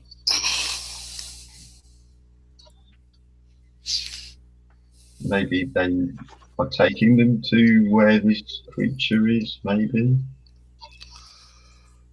Well, one thing that pops in my brain is we might want to try to find the city coroner and find out if we can get information on the state of the bodies that were murdered, whether they had any weird wounds on them, because the editor of the Scoop just seemed to think they were beaten to death with a club or something.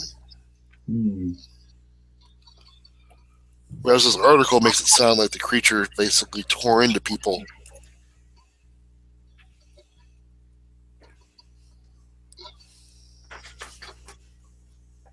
True. I mean, we'd also see if there is a local exhibition of the artist, Mr. Miles Shipley, if we're interested in looking at that as well. See if that might shed any light on our case, or, you know, if it is something wholly separate.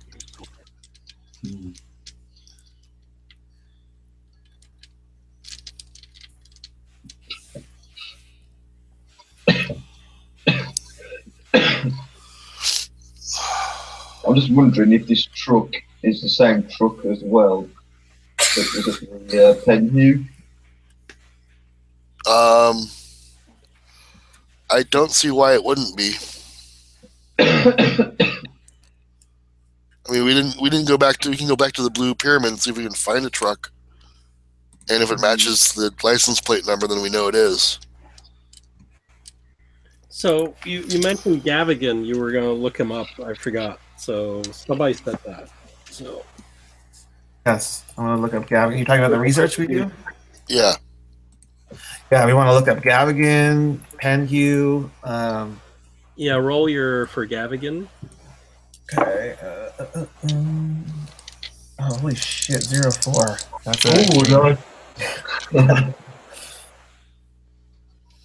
So you find this article about Gavigan.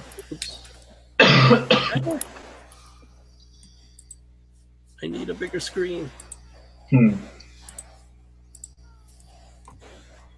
Yeah, I had to take off. Yeah, so. I had to take off that program. Why did not? Come on. Drop it there.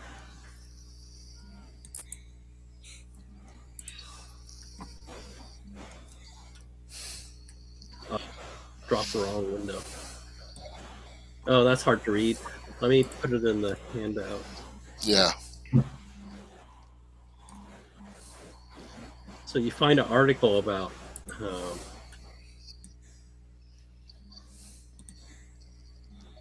Gavigan. It's sort of not directly related to him,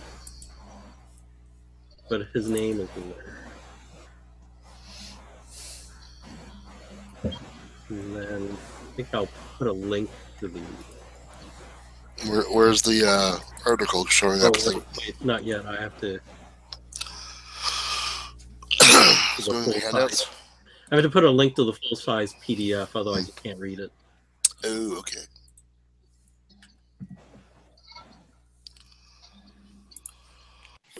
Publish it. It should say Baywater man arrested is the article, but if you click on it, it should give you the full-size JPEG.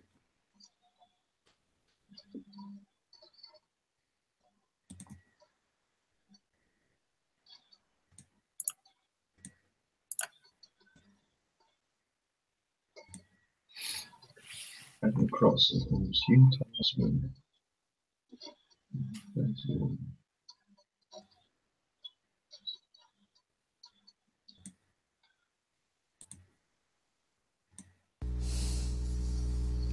Diving back club.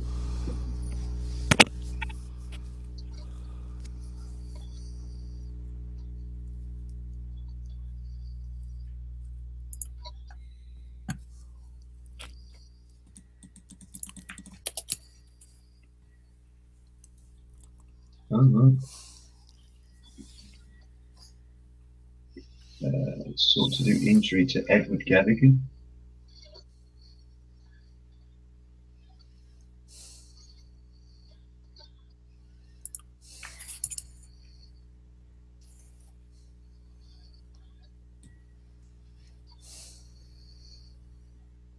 I love these props. This is from somebody made this. So they had the props before, and then somebody made this and made it really nice. So it looks like you can see the back of the newspaper and everything. It's just amazing. Whoever did this. Wow. So, but you got to really be able to print that out, quality-wise, right? Yeah. Did you ever? Do you remember? Did you ever participate in? There was a Kickstarter for a guy doing like a huge package of masks, handouts that were all supposed to be like aged and written on like scroll, and there were like slides.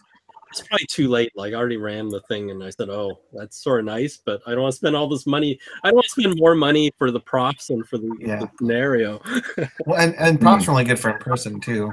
Yeah. But apparently, this guy ran off with all the money. He like only delivered like 25%, and then because it probably cost him more to do it than what he. That could be. Yeah, that could be.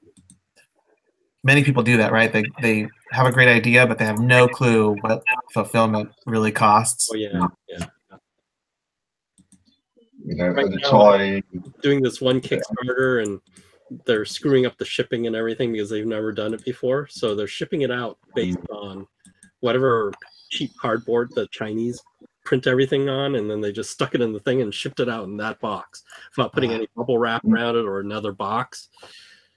So everybody's complaining about damaged books showing up. Oh, that's crappy. It's because they never done it before, right? Because then it's one of the reasons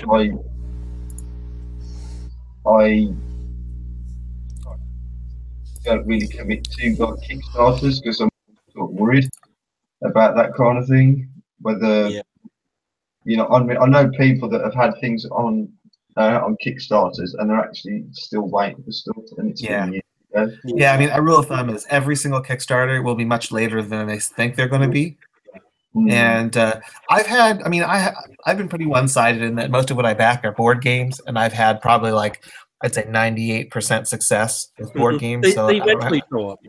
yeah, and they're all fairly decent.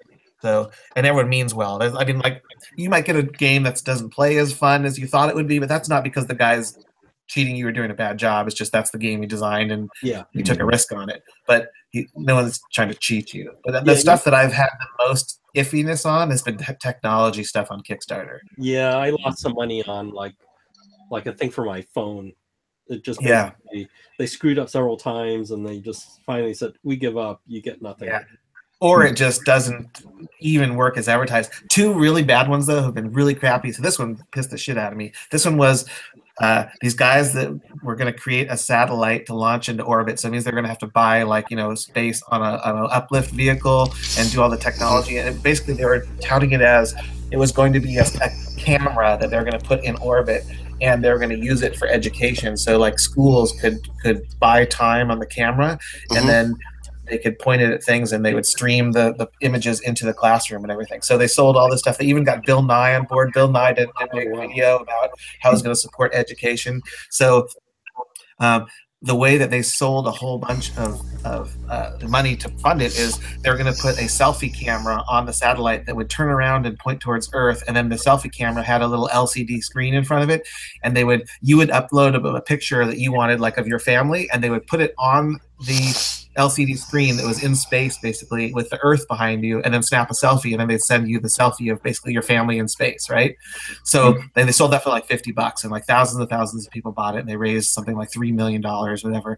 And they were like, "This is going to help us develop our prototype and everything." So they developed a prototype and demonstrated that their camera technology was viable, and then they sold the technology to a corporation that their interest is mining asteroids for profit, and then basically told everybody, "We sold our corporation for $18 million. We're out. Bye." Yeah, thank you for the startup. Yes, thank you for funding our technology in demonstrator that we could sell to a corporation. That's Wow. basically what it was. Yeah, it was really crappy. Yeah.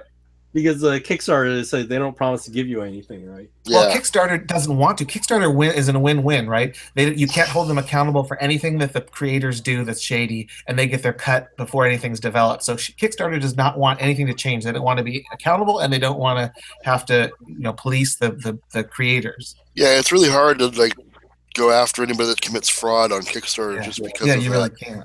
Yeah. So you find this article, and what's weird is you don't find any type of follow-on article about the trial.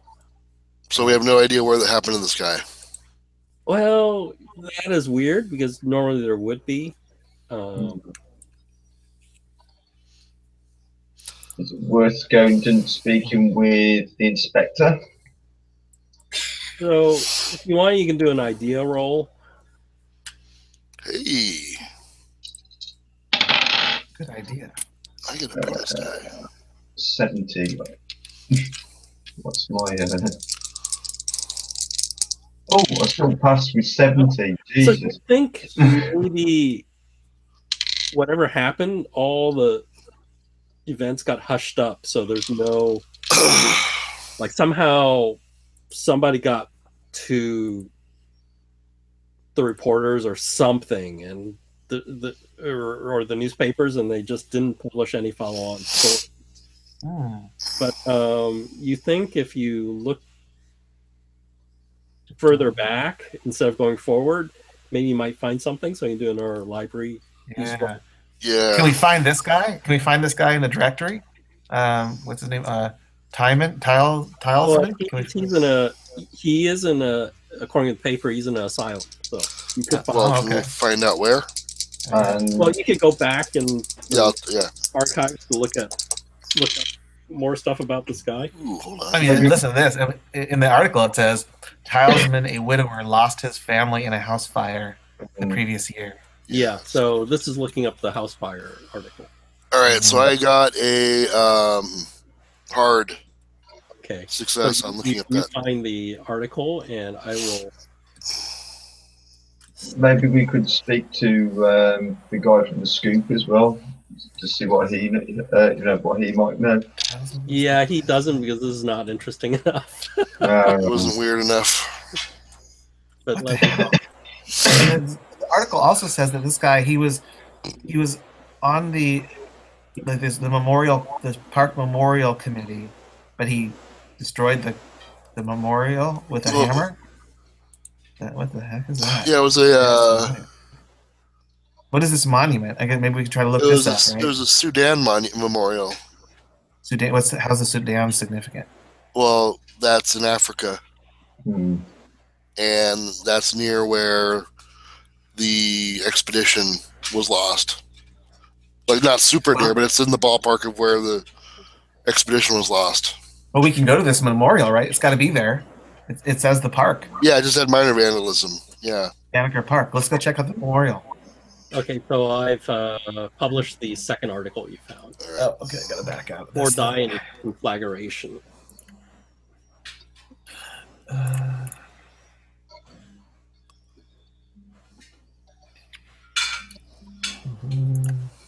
Oh, this is the fire, huh?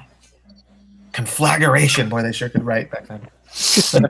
They use multiple syllables.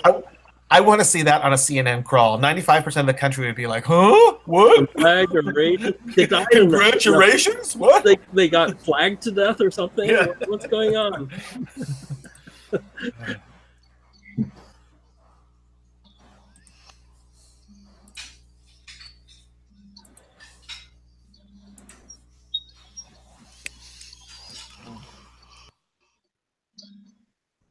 The house faces the park.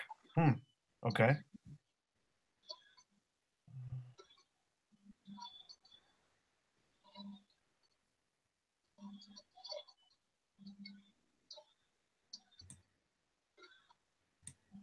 Interesting. Okay. Yeah, we definitely want to go check out the park monument just to see what it is. So there's that.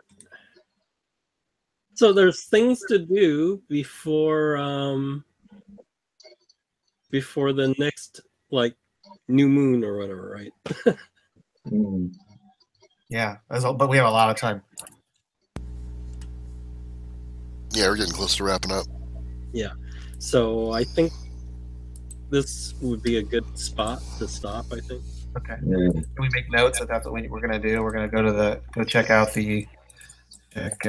statue in park, and check out man in mental hospital. Attacked gabbing. Okay. All right, made those notes.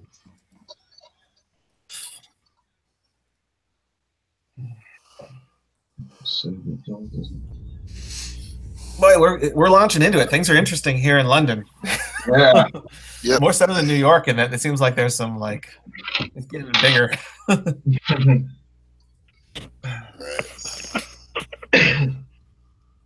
And Harvey wasn't so much of a bumbling idiot this one. No, you found out some good information. I mean, you found out there might be a ritual going on. That's pretty. That's pretty important information.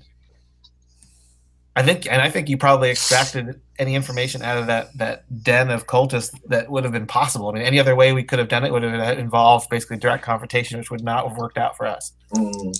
So that was pretty good thinking. At the start, I was like, "Oh, geez, he's just gonna get really wet."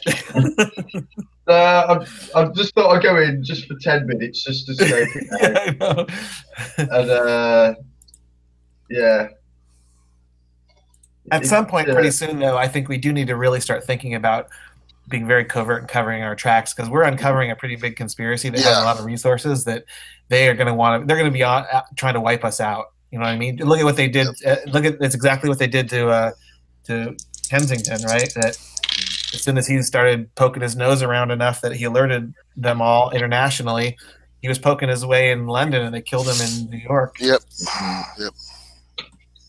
So, I mean, we need to start doing things by like changing hotels regularly. Like every place we check into, we need to like have a backup hotel that we check into with pseudonyms that we can quickly go to if we need another location that we can't be found. We need to start using false names and stuff. And fake accents. Yeah, there you go. And you need to pump up your disguise. Oh yeah, everybody roll your skill advancement plus roll your luck. If you fail your luck, get 2 die 10 luck. And that's a lot of luck. No luck for me, obviously. Okay. But you Got- I raised my skill, but I didn't get any luck. and probably your just Stealth. I failed my no, I did. Failing is getting over, isn't it? Yep. So I passed it, so I don't get any luck. And you said we're all completely healed now? Because I was 22 before. Yeah, it's been like a week of rest on the boat. yeah, but that's only like 8 points. I wouldn't worry about it. Just get rid of all your damage. Just say it. You're not totally healed, but you won't. Psychology.